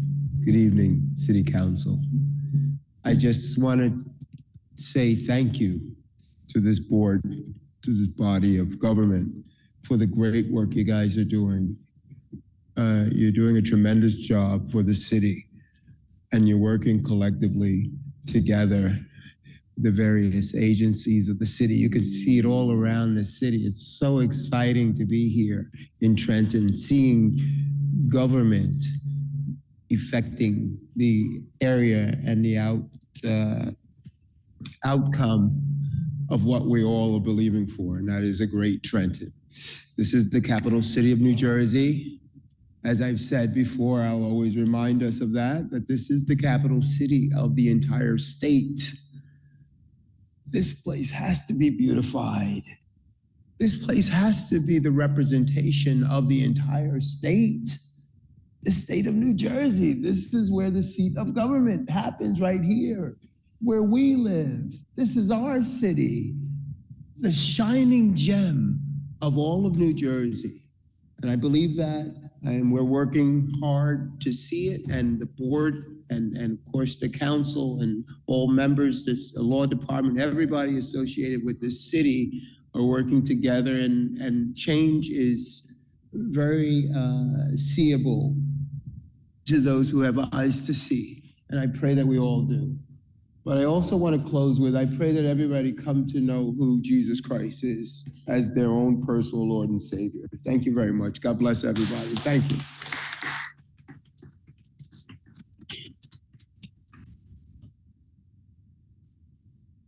Alberto Lugo.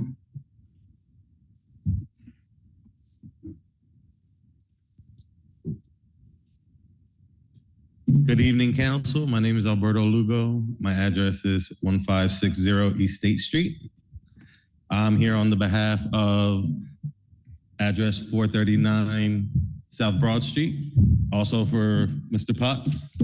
I would just like to say I'm one of the businesses that have flourished. There was 2 times where COVID and another thing where I was struggling. He not only saw to give me grace, he's a great landlord, and I wouldn't be where I'm at today. I'd just like to thank him publicly, and I hope you guys support him in getting this grant. And that's really all I have to say. Thank you.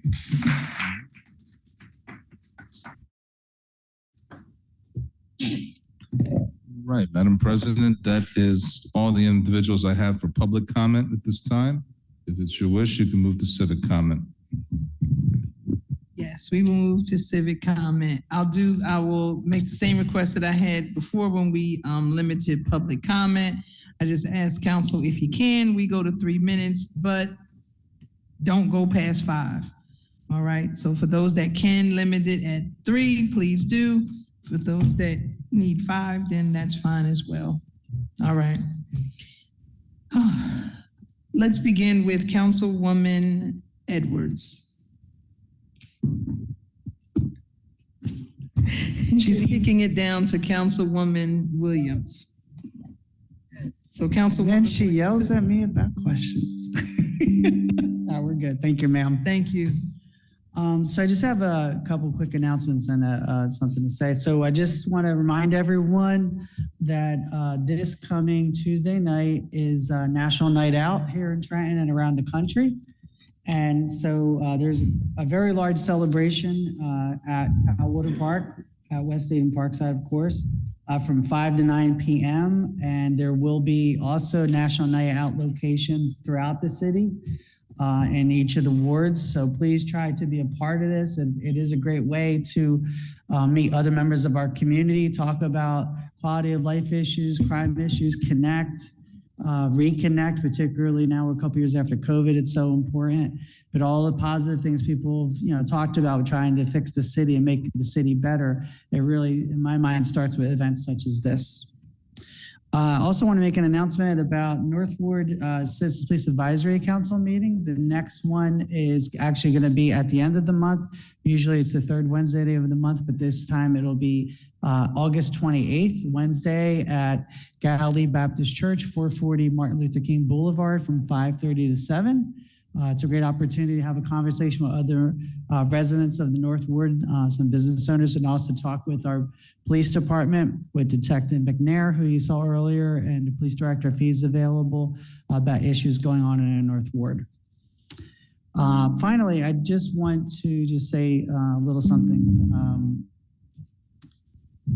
So recently, there was an event I hosted, and one of the great things that came out of it was a discussion led by a college professor regarding how to work together in a nonpartisan fashion, a bipartisan fashion, and work with a combined mission, a shared mission, particularly when it comes to Trenton, making Trenton better.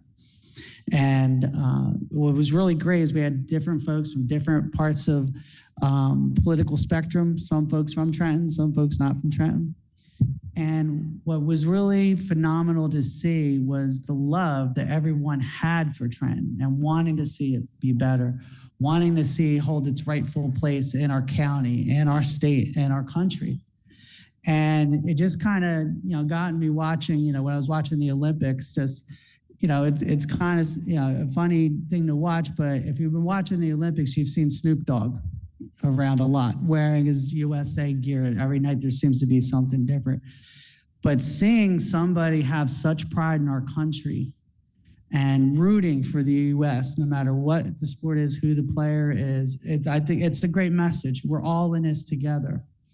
And, it just reminds me when I'd see things on, and hear things that downgrade Trenton and pull Trenton down. It reminds me when I hear fellow Americans root against American athletes because they kneel during the national anthem, or they don't like their politics, or they don't like that they talk too much, or whatever it might be. But we all have to root for each other. We all have to root for something better. And we all need to be able to have lives and also share relationships and have people that we've connected with. I've known Mr. Pott, I'll just say right now, for close to 30 years. That's a long time. I've known him where we partnered on creating a Hurricane Katrina fundraiser to raise money to send to victims in New Orleans, to starting the Trenton Film Festival 20 years ago this year, to he ended up coaching my son in track, which was a great thing because I certainly could not have done that. And it's interesting when you have folks who are so ingrained in our community come before you at council. So when we had our event, it was a really lovely event. Great conversations were had, really positive feelings. One of the things that occurred for me was Mr. Pott is a supporter of mine. And one of the things I did not know was that this issue for the resolution for ARP money would be on our docket the next day. So with that, and the respect I have for this institution of city council, for the respect I have for the city of Trenton, I root for the city of Trenton, I root for my fellow council members, and I root for the small businesses that are struggling to make it here. But that being all said, I do feel it's best that I abstain tonight from this vote. But we know who we know. We are who we are, and we live in a city that we live in. And let's all make Trenton the best it could be, and let's root for Trenton, and let's root for USA. God bless and have a lovely week. Thank you.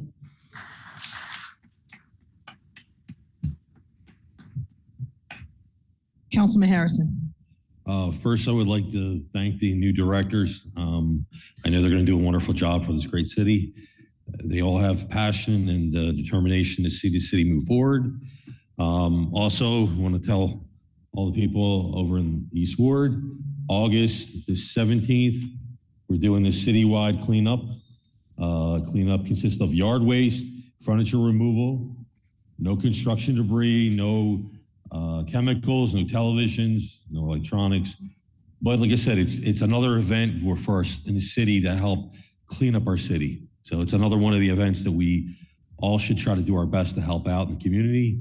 Also, August the 7th, the CYO, the parking lot, they're having an event there, Take It to the Street. It's going to be a wonderful event over there on CYO on East State Street. Let's see what else. Movie Under the Stars, August 22nd, Villa Park. They're going to be having, it's on Lindale and Centennial Ave. They'll be playing Kung Fu Panda 4. Showtime starts at dusk. Let's see what else. That seems to be it. Yeah, it's all about us working together, and let's move together forward, and let's keep doing the work. Thank you very much. Have a great evening.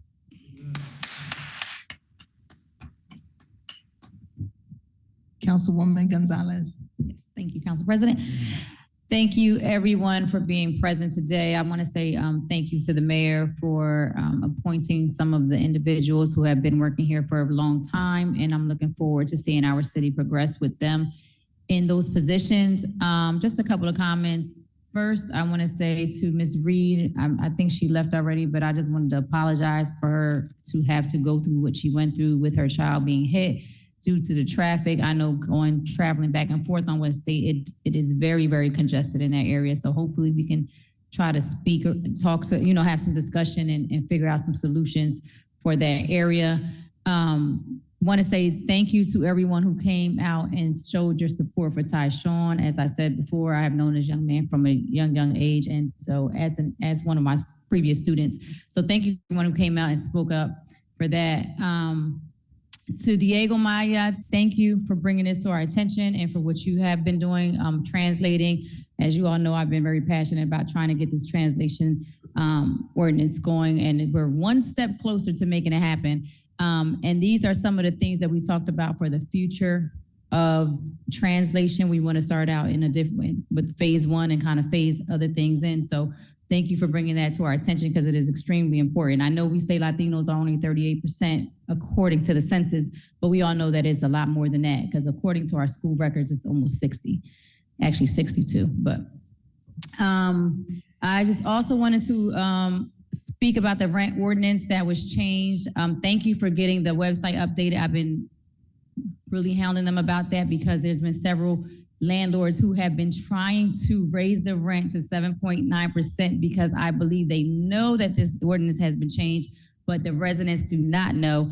And so they have been trying to get their letters out before everyone is aware of it. But I can say we must do a better job at letting the residents know. I know for me, at some of my community meetings, I have actually just printed the papers out and have been sharing. I'll make sure to get some, get around to your building to actually speak to the residents if I need to do so. Because that was something that we worked really hard to champion, and I hate to see our residents being taken advantage of. So thank you for bringing that to our attention and educating those seniors who didn't know about that. To the Trenton Housing Authority, I just want to shout them out because although we were shooting for $50 million grant, we ended up getting $15 million, but they worked really, really hard. And I want to say the $15 million still will go to transforming our Donnelly homes and that whole North Trenton area. It may not be what we thought it was going to be from one end to the other, but it's a start that we're going to start to make sure that our people have a better living space in the North Ward. Also want to shout out to 92.9 Moxie Bone Trenton Radio. It's our Latin radio station for being #1 in all areas in the recent the last couple of months. So I just want to shout them out really quickly because they've been doing a lot in our community also. Shout out the Salvation and Social Justice for the Week of Shalom, which was a success. We had a great time with all of the events. And then also some upcoming events is the Puerto Rican Community and Friends. They started their week-long activities. We did our flag raising on Monday, and then we're going to finish off with the Fiesta Patronales, which is Sunday, and that's a festival that it started out in Puerto Rico, which is always a great time, and they're bringing it here to us on Sunday at St. Mary's Cathedral, and that is from 12 to 6, I believe. Also, same shameless plug, this is my 9th year doing a book bag giveaway. I will be hosting my 9th annual book bag giveaway in honor of my father, which will be held at the Juan Martinez Memorial Park on Lamberton Street on August 20th. The first 200 students will receive book bags, food, free supplies, everything. So I just want to say thank you to who have donated. Anyone wants to donate, you're more than welcome to come out, volunteer your time, and assist us in that on that day. Thank you all for being present and continue to come up here, continue to share your concerns so that we can all be aware of what's going on. Thank you.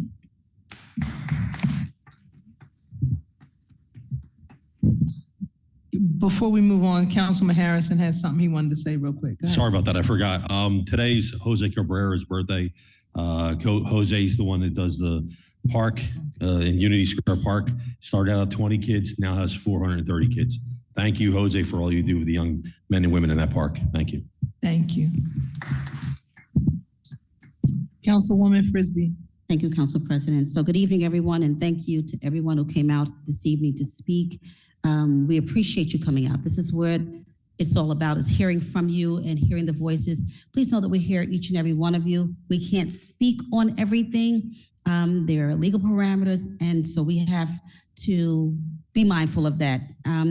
I want to, some of this has already been mentioned, but I first want to congratulate all of those who have been appointed to new positions here in our city. I am grateful. I'm excited to work with each and every one of you and to see the growth of our city as we continue to utilize those who we have inside in our city already to see the wealth that we already have here and know that we should be building upon that. I want to remind everyone that this Tuesday, August 6th, is National Night Out, and we once again will be celebrating it in my ward at Catwalder Park.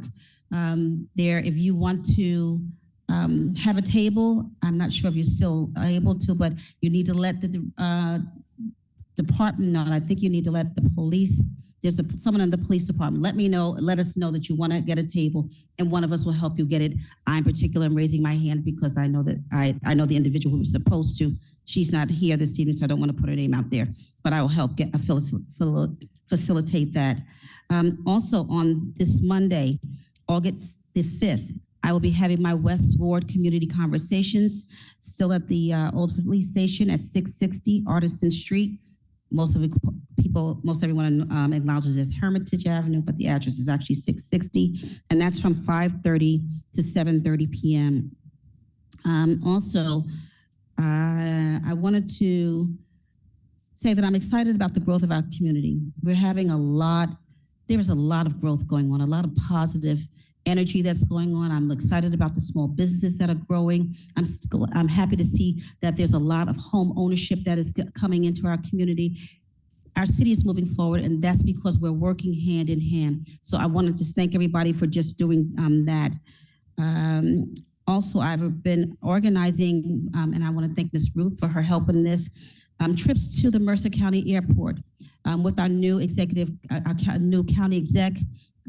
It's been important to him for us to understand what actually goes on, what we have available, and what is about to come. So if you have a group, small group or large group, let me know, and I will help facilitate that with getting you to have a trip out to the Mercer County Airport. There's a lot of change that is about to happen out there, and we are not informed. It is our own fault. You have the opportunity to actually go out there, and they will engage.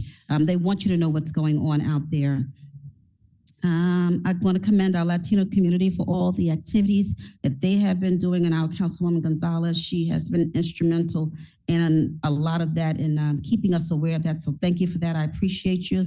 Salvation and Social Justice, your week of Shalom was absolutely phenomenal. They did a fantastic job.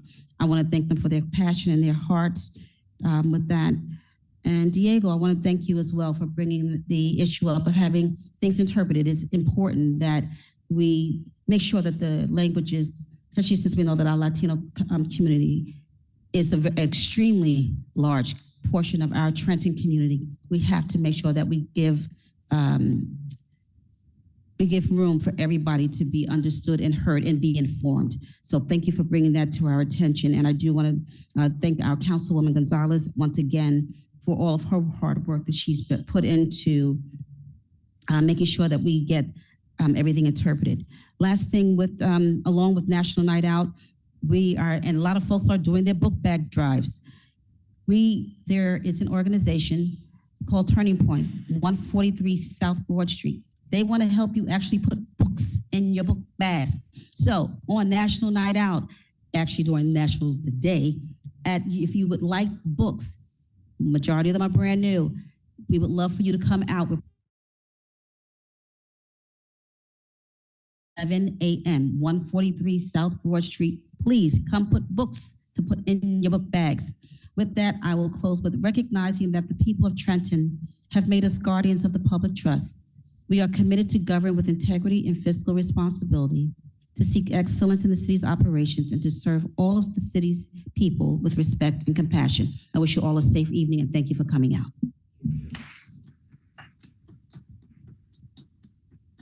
Before I move to Councilwoman Edwards, Councilwoman Williams, quickly with your North Ward cleanup. Thank you very much, ma'am. I've neglected to say that actually next Saturday, August 10th rather, we will be having the North Ward after the South Ward does its cleanup. And all my residents in the North Ward, please, let's make sure that this year we don't come in second for the amount of tonnage of debris. Director Anatiri has put out the call, and we will hopefully answer. But thank you so much, Council President.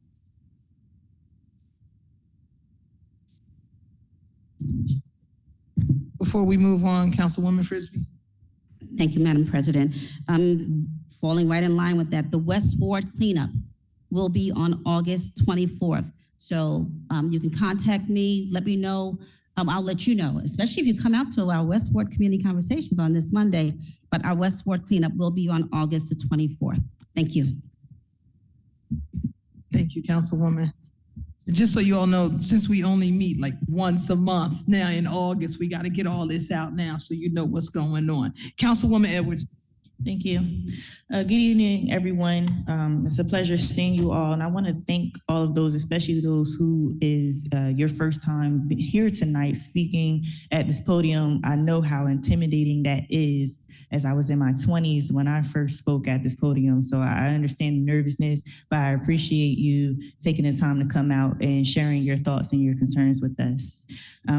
Moving on, I want to thank the mayor and his cabinet for pivoting as they need to. I know there's a lot of unforeseen circumstances no one could foretell happening. So I appreciate the ability to be able to pivot to fulfill these roles while we're suffering from staff shortages. And on that note, first of all, congratulations to all of you interim directors. Looking forward to working with you in the very near future.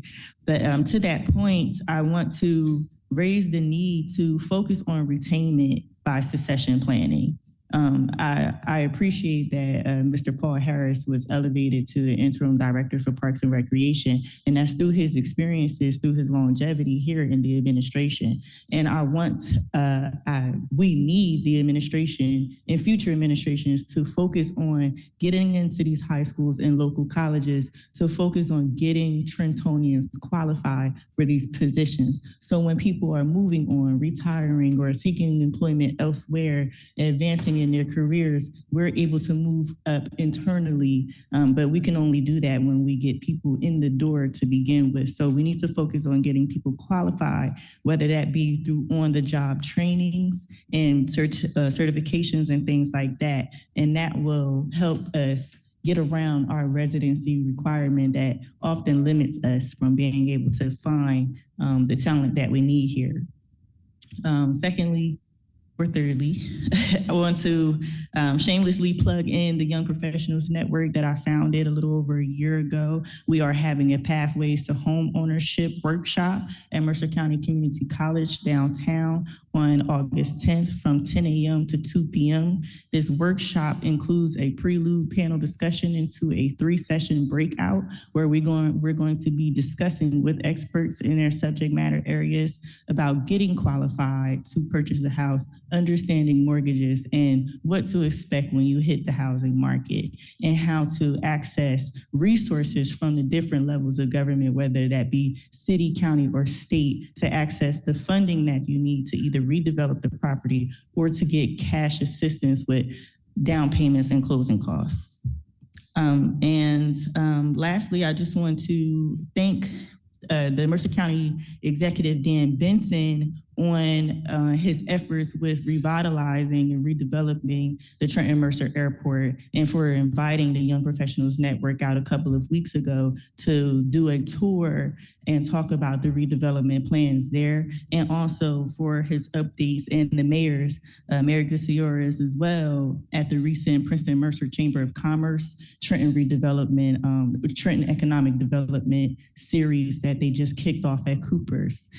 This gave updates about their plans from the county and the city on our infrastructure, redevelopment projects that includes Mercer County Community College, campus expansion, and also resources available to small businesses, local entrepreneurs, to help develop their businesses and prayerfully get into a brick and mortar. And that's all inclusive of the plan that they have, stretching down from where their building is at 640 South Broad Street all the way to the Battle Monument, coinciding with the Trenton 250 master plan that we have here with the city that we're trying to bring to life. So, okay, so I have some time. So I also want to end on, we do have a citywide cleanup this Saturday, August 3rd in the South Ward. and this is for yard waste and furniture removal. There's no construction debris being accepted, no home renovation debris, no chemicals, no TVs and electronic devices, and no wood or branches over 4 feet long. So just keep in mind as you are cleaning out your yard or your house that there are some items that are not being accepted as a part of this cleanup. And also keep in mind that the South Ward, though we call it South Trenton, part of down bottom is not South Ward. It actually cuts in half, is actually North Ward. So where I live at on Ferry Street is actually North Ward. We call it South Trenton. So if you're past, what is that, like, I don't even know, Taco Bell on South Broad Street, you're in the North Ward going towards downtown. But that's like where the line is. So keep in mind as you live in South Trenton, you may not be in South Trenton. Thank you. Council Vice President Figueroa Kettenberg.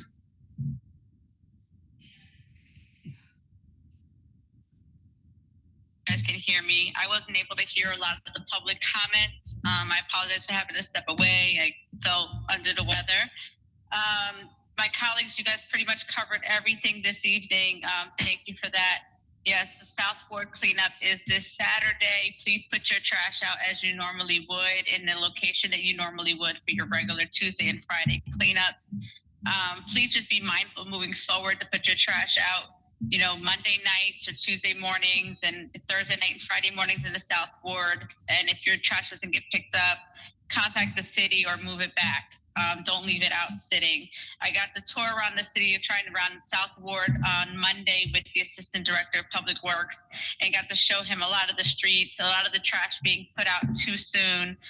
The deplorable conditions of our alleyways and the like. I want to thank the administration. I want to thank Parks and Rec and Public Works for all the work that they've been doing in the South Ward. They've cleaned up so many alleyways and streets. It's just been phenomenal. And so many of the residents are taking notice. And I really hope that this will increase a sense of self-care for the neighborhood and will boost morale and bring forward quality of life that we deserve in the city of Trenton and, you know, particular to my ward. And I just want to thank the administration again for doing this. They are cleaning up streets and alleyways in all of the wards leading up to all the cleanups that we have coming forward. So I just want to say I'm just really proud of how the city is moving. I'm proud of how our council and our administration are moving. And I'm really proud of how the residents are continuing to come out and staying engaged and staying on top of us and keeping us accountable. So with that, I will give the rest of my time to my colleagues. Thank you very much. Thank you.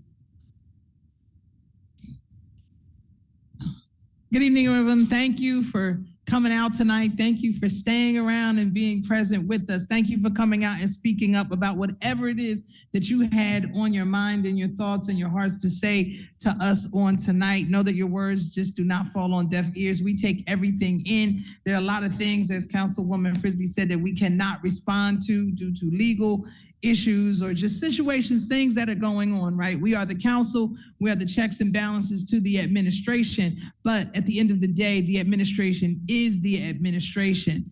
I'm gonna leave that. I would like to say congratulations to the interim directors. We've said it in the beginning when we heard what you had to say, what you brought forward. We're excited for what it is that you have coming for the city of Trenton. So me being an island resident, right? I'm over there on the island in West Trenton. I am so elated because finally, y'all, we can see the water. We can see the water, long as it don't raise up and come in the house. That's even better, but we can see the water. And that is due to the tremendous efforts of the mayor and his administration. We did a walk around tour. We were pointing and looking and we want this done and we want that done. And that was one of the big things that we needed done. And so under the former leadership of our now interim business administrator, Maria Richardson, and now under the current leadership of our interim director, Paul Harris, the trees are gone. The trees that were covering the water are gone. It is absolutely magnificent.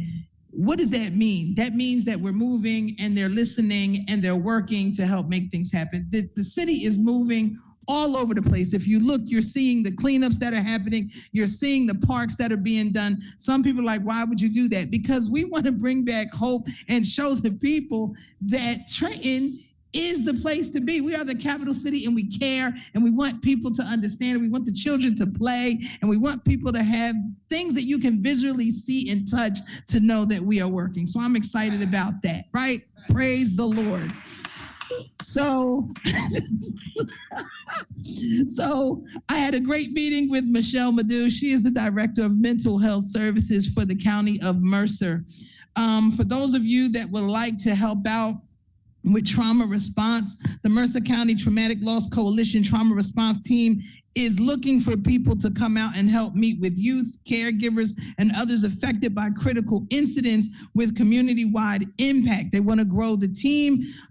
You can be a trauma response team member if you're willing to provide psychological first aid in community and school settings, willing to commit to ongoing training and join follow-up team meetings, willing to complete the basic 40-hour training and in the ongoing training, and are at least 18 years old. If that is you, you can contact the Mercer County Division of Mental Health at 609-989-6529. 609-989-6529. With that being said, my nonprofit, the Gianna Monet Genesis Foundation, my daughter, the co-founder, she's stepping out and she's having a look behind closed doors, look behind the walls of a domestic violence survivor. She has gotten with the young lady, Tori Burks, who works through Women's Space.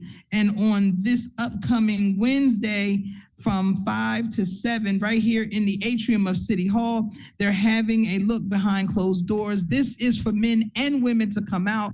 You go through 7 stages or 7 different stations of what a person would experience. And then when it's done, it culminates with a real live dialogue about mental health, about domestic violence and preventative measures. So that is open, that is absolutely free. If you want more information, you said my number? The phone number from before? Child, okay, give me a minute. So if you're interested in coming out, we invite you to come out on Wednesday. On Saturday, Beauty to the Block is back. Pastor Antonio, his wife, Diane Bellamy, they're doing Beauty to the Block on North Broad Street out here. And it's gonna be from 9 to 1:30. So come out, they're doing free haircuts. They're gonna have different vendors and everybody out there giving away different items and stuff to get people ready for school. I think that's everything that I wanted to say. Again, I'm just excited. Thank you to my colleagues. Like, we've really been having some really wonderful, everybody else went over Brandon, so leave me alone. We've had some really wonderful dialogues and conversations and intentional conversations about the direction in which we'd love to see the city go and talking about how we would work collectively to make it happen. And so I just want to say that I am elated for the work that we're doing. I'm excited for the work that we're going to continue to do together. And I'm excited for what's to come in the city of Trenton. Thank you.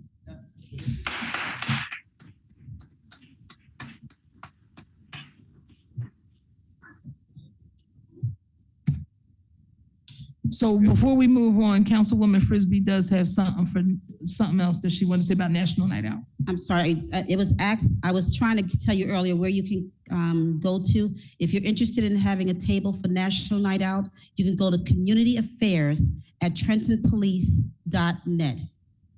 That's Community Affairs, COMMUNIT Affairs, AFFAIRS at TrentonPolice.net. Thank you. Mr. Garcia. Certainly. Okay, moving forward, Madam President. Moving forward with the docket, we have minutes for approval from April 18th, May 7th, June 6th, And June 20th, you want to ask for a motion to approve the minutes? May I have a motion to approve the minutes? So moved. Second. Thank you. Roll call, Councilwoman Edwards. Yes. Vice President Figueroa Kettenberg. Councilwoman Frisbee. Yes. Councilwoman Gonzalez. Yes. Councilman Harrison. Yes. Councilwoman Williams. Yes. Council President Feliciano. Yes. Motion carried. And Madam President, if you want to ask for a motion to approve communications, petitions, and reports. Yes. May I have a motion to approve the communications, petitions, and reports? So moved. Second. Roll call, Councilwoman Edwards. Yes. Vice President Figueroa Kettenberg. Councilwoman Frisbee. Yes. Councilwoman Gonzalez. Yes. Councilman Harrison. Yes. Councilwoman Williams. Council President Feliciano. Yes. Motion carried. And moving through into ordinances for second reading and public hearing, we have ordinance 24-041, an ordinance of the city of Trenton to adopt NJDEP's model ordinance regarding stormwater control and to amend chapter 254 of the code of the city of Trenton. Are there any members of the Sorry. Are there any members of the public that wish to speak to this ordinance at this time? Seeing none, Madam President, if you want to ask for a motion to approve. May I have a motion to approve? So second. Roll call, Councilwoman Edwards. Yes. Vice President Figueroa Kettenberg. Councilwoman Frisbee. Yes. Councilwoman Williams. Yes. Council President Feliciano. Yes. Motion carried. Ordinance 24-045. Ordinance authorizing the sale of city-owned property commonly known as 217 Bruning Avenue, and identified on the city tax map, block 22801, lot 9, pursuant to NJSA 40A 1213B5 to Nilsa Reyes for the sale price of $4,000.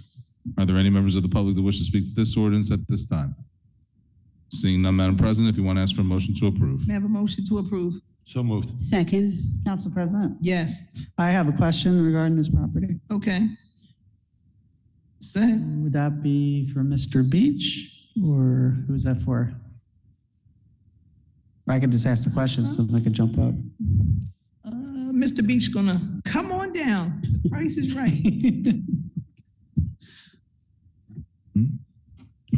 Good evening, Council. Jim Beach, Chief of Staff. Good evening. Thank you, Mr. Beach. I have a question because I know this property well on Brunig, and the intended use in the application says to be used for a driveway. So that would require the property be torn down and a driveway created, but also lot-wise, that would be a separate lot only used for a driveway attached to the property, I'm assuming, where Ms. Reyes lives. That's what she indicated in her application. Yes, okay. So I just wanted to make sure, that when we sell properties, they're not always intended to be redeveloped into houses. Because even though there's a standing house there right now. Correct. Okay, because we don't have any legal recourse to require them to maintain a residence or domicile. Correct. Thank you. Mr. President. May I have a motion to Certainly. approve? We have a motion and we have a second. I believe we're at roll call. Okay. Councilwoman Edwards. Yes. Vice President Figueroa Kettenberg. Councilwoman Frisbee. Yes. Councilwoman Gonzalez. Yes. Councilman Harrison. Yes. Councilwoman Williams. Yes. Council President Feliciano. Yes. Motion carried. Ordinance 24-048, capital ordinance appropriating $10,651,800 from the Capital Improvement Fund to pay for various improvements and acquisitions for and by the city of Trenton and the county of Mercer, state of New Jersey. Are there any members of the public that wish to speak to this ordinance at this time? Seeing none, Madam President, if you want to ask for a motion to approve. May I have a motion to approve? So moved. Second. Roll call, Councilwoman Edwards. Yes. Vice President Figueroa Kettenberg. Councilwoman Frisbee. Yes. Councilwoman Gonzalez. Yes. Councilman Harrison. Yes. Councilwoman Williams. Yes. Council President Feliciano. Yes. Motion carried. Ordinance 24-049, ordinance providing for and establishing procedures for executive sessions of City Council. Are there any members of the public that wish to speak to this ordinance at this time? Seeing none, Madam President, if you want to ask for a motion to approve. May I have a motion to approve? So moved. Second. Roll call, Councilwoman Edwards. Yes. Vice President Figueroa Kettenberg. Councilwoman Frisbee. Yes. Councilwoman Gonzalez. No. Noted. Councilman Harrison. Yes. Councilwoman Williams. Yes. Council President Feliciano. Yes. Motion carried. On to resolutions. Madam President, are there any items that you wish to extract from a possible consent agenda this evening? So we would take out 24-330, right? Because that was for the executive session. Right. Does council have any that they would like to question before we move to consent agenda? Council President? Yes. I have 329. Okay, 1 second. 323. Hold on. 327. Yeah, wait a minute, Councilwoman. Oh, sorry about that. Oh, I'm sorry. It's right here. 329. You said 327. 327, and then 328. Okay. 319. Okay. And just a suggestion for 054, but I could frame that as a question at that time.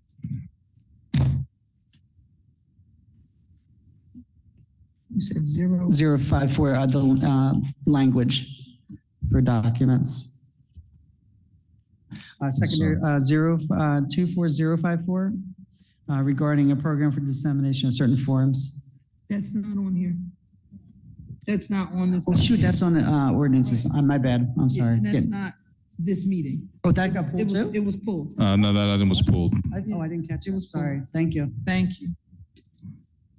Any other council members with questions about any items? Madam President? Yes, ma'am. 24-313. 24-313. Okay.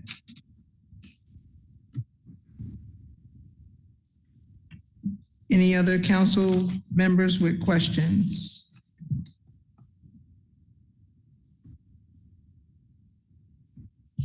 Okay. Madam President, did you want to go through those resolutions named first and possibly handle those for roll call and then handle consent agenda there afterwards? Yes. Is that how we've been doing it? I'm just asking. So let's move to Your the meeting. discussion. We'll move to the discussion and see if we're going to move them onto the consent agenda. So we'll start with 24-329. Go ahead, Councilwoman Williams. Thank you, ma'am. So my question just says more so for public dissemination, so there's no confusion. This change would be authorizing the sale of alcoholic beverages, obviously Union Square Park, pursuant to a social affair permit, meaning it would designate the park as a location where alcohol is available as long as a permit would be filled out, approved, and so forth. So is that a change from what exists presently? I just wanted to make sure because. Oh, Councilwoman, I'm sorry. So this actually is, they're having an event there, the Ecuadorian Civic Association. Oh, it's for a specific event. Yeah. Oh, it's them having an event there. And so they need the permit for them to do what it is. But this is a normal course. It's Right, not it's not changing the location. Okay, that's why I just wanted to verify. Thank you. No. Because I did get a call that was from a person's concerned about a lot of noise around that area, that It's they was just a going to permit permanently for make their- the park a alcohol designated area. Yeah. Because of no. the one festival. Right. Thank No, you. It's their Ecuadorian Independence Day celebration on August 18th. Okay, so it only survives for that one day. Yes. Thank you, ma'am. Yeah, thank you. So we can move So that. can consent, please, yes. Thank you. Okay. Consent, noted. 24-313, Councilwoman Edwards. Thank you. I just wanted to get some clarity on this. I've received an overwhelming amount of correspondence from many Trenton residents on both sides of the fence in favor of this, and some that are opposed to it, and I wouldn't be doing my due diligence as their representative if I didn't address their concerns. So with that being said, there have been some accusations that has been brought to the forefront about the owner of Trenton Makes Incorporation. So apparently there was a tax lien sale on the property before, and from the concerns of the public is, why are we trying to give someone money who is not paying their taxes? And I don't think that that's an entirely accurate or fair assessment. If it is, I would like to know more information about what's going on, and see if we can find a resolution for this. Okay. Council President? Yes, Jim Beach, Chief of Staff. Councilwoman, we're not aware of any tax lien that's on this property. In fact, when they file their application, they need to provide certification that their taxes are up to date, as well as their business license being current, and all that documentation was provided with the application. Awesome. And there's no other outstanding issues with the property or with the applicant or anything like that that we should be concerned about? Not that I'm aware of concerning this property, no. Okay. And so, I mean, that answers all of my questions. I don't know if anyone else has any other concerns. Okay. You want to move it to consent agenda? Or you want to roll call it? I would say roll call it. Okay. Just so, or, I wanted to get a little bit more clarity because receive a certificate of sale for unpaid municipal liens for $17,000 for tax year 2023. So if there's nothing on file, then where did this come from? Not aware of that, Councilwoman. Okay, so should we be looking into this further, or if the person is here, should we have a discussion? The individual is Just here. remember. Okay. So, Mr. Pot, if you could come and address the council about that?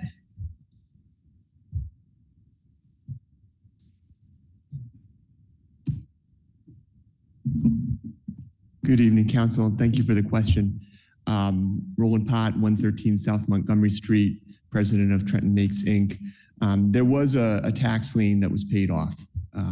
Again, this is, without putting a long story on it, this is actually all part of the COVID relief question that is at hand. We did fall behind. We were able to get caught up, and now we're looking to get caught up on additional maintenance and improvements to the property as well. So it's not been easy, but we did pay off the tax lien, and we're actually paid through the third quarter of 2024. We've already paid this quarter. Thank you. Any other questions? No, I don't have. Okay, thank you for the question. Appreciate it. Thank you. We will still roll call it because she has to. Okay. Okay. Thank you. All right. So we will move to 24-3-27. Thank you, Council President. Welcome. My question with this is, and I'm supportive of it, I just wanted to get an idea how many people we're expecting to serve with the $275,000.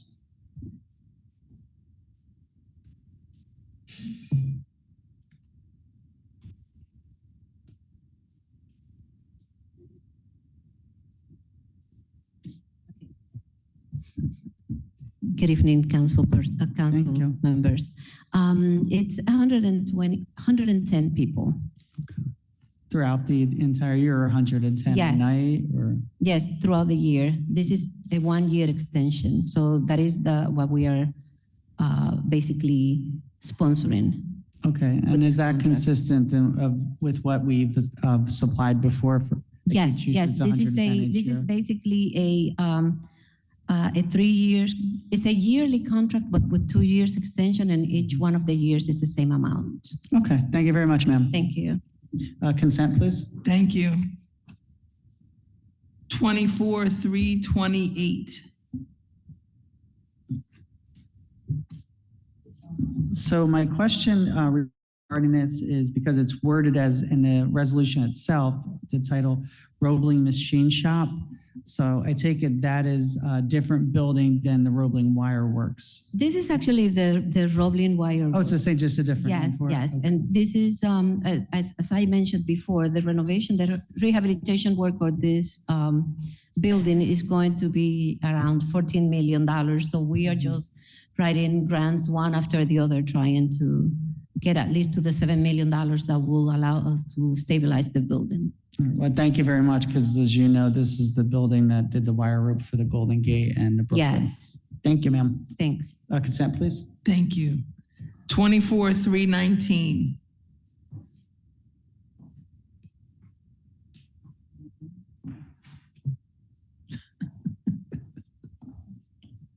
Hello, Council. How you Hello. doing, sir? So my question regarding this is, do you have a rough idea, if approved, when this work may get started as far as in the completion and so forth? Because South Warren Street, there's a lot of interest in having this, of course, happen, as you well know. Council President, Yes. there's no time that we know this is going to happen. This is just to apply for the grant, and we don't know when the state's going to give us the grant. So this, I don't see us. So this is basically a start on the funding for that? For this, yes. Okay. All right. Thank you very much. Council President? Yes. I just want to know, do we have a specific amount that we're applying for? Because they didn't have one listed. No, Oh, okay. we don't. You just give apply us for it what and we need to, have okay. do. But normally they give us enough to do what we have to do. Gotcha. Thank you. Thank you. Consent, please. Thank you. Right. And I just have a quick question for 24-325.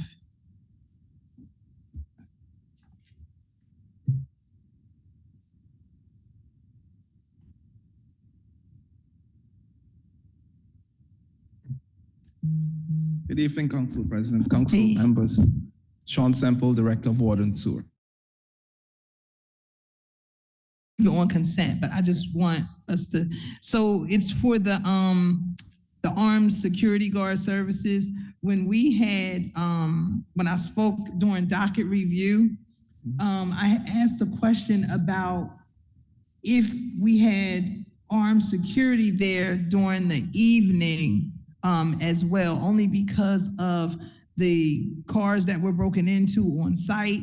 And because of the concerns with now, you all are gonna be shutting water off and all that other kind of stuff, the construction guys coming in and out, just to be safe. And when I was there working previously, I know I felt a lot safer working overtime coming out at night with just the armed presence there.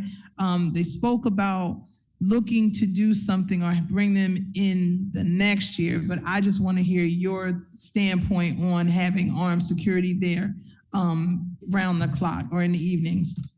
So in the past, we did have armed security at Cortland. Yeah. Previous city council. They took it away. I They know. took away both.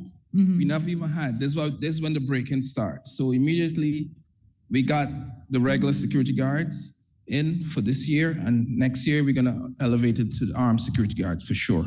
Okay. Yeah, I would have preferred that, but you know, Yeah. budgetary wise for this year, it's a problem for us. Okay. Thank you. Thank you, Director. All right. May I have a motion to approve the following for consent agenda? No. Yes? Can I do it? Madam President, it's your meeting, Madam President. I just wanted to remind you if there is a walk-on resolution. Oh. I don't know whether you wanted that to be on consent or not. And Madam President, if you'll be so kind as to read the title of that walk-on resolution, as I believe I forfeited my copy. Oh my God. You know how I do with papers. Or you can give it to Okay. me and I'll do it. So it's a resolution titled, Resolution Authorizing the Use of New Jersey Cooperative Purchasing Alliance number CK04 Purchasing System number 11-BECCP awarded to Safeway Contracting, Inc. 2461 Iorio Street, Union, New Jersey, 07083 for roof replacement at Trenton Waterworks Distribution Complex at 333 Cortlandt Street in an amount not to exceed $238,800. So basically, the roof fell in over there at Cortlandt Street. They need to get this fixed. It's important because you got people working there. And so they asked them if we could go ahead and approve this resolution to use these people to fix it. Any council people have any objections to this being put on consent agenda? Okay, consent. And go right ahead with your motion. Mr. Garcia, what's the number? We will assign that. The numbers are out of sequence, so I'm going to have to look for the highest one and assign a number. I imagine that's 329. Well, I see it 332. 330. I see 330.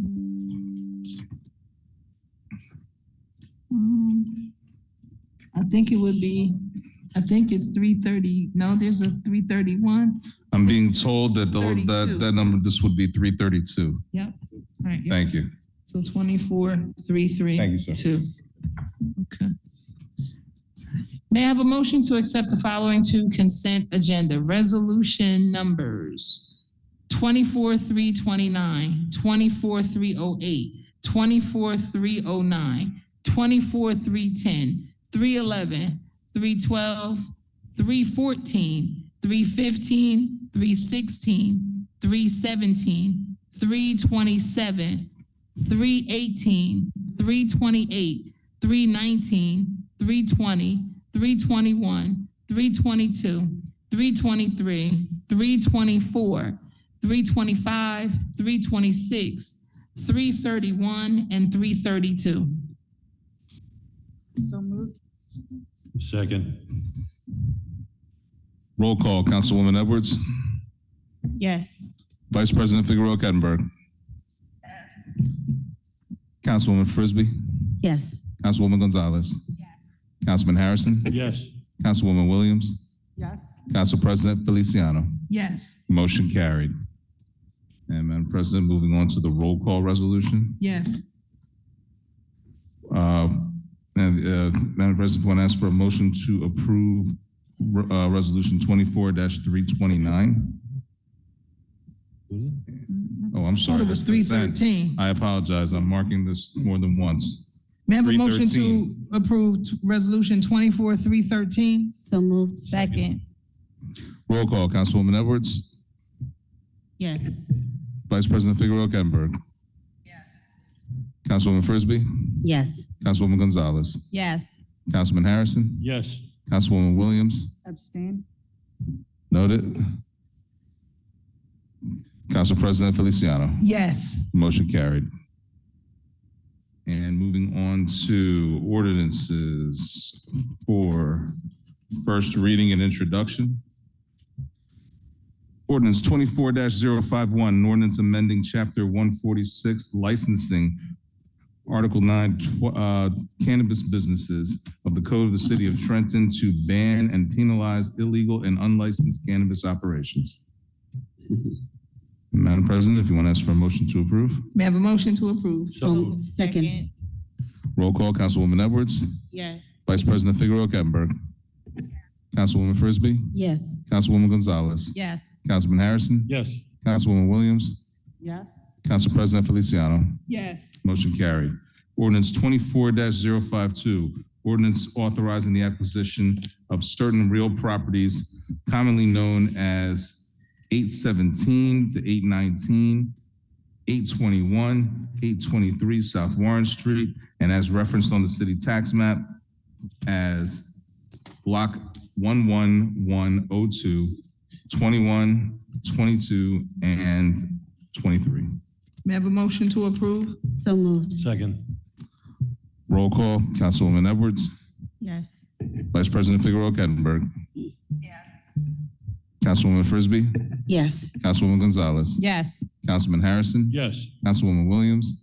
Yes. Council President Feliciano. Yes. Motion carried.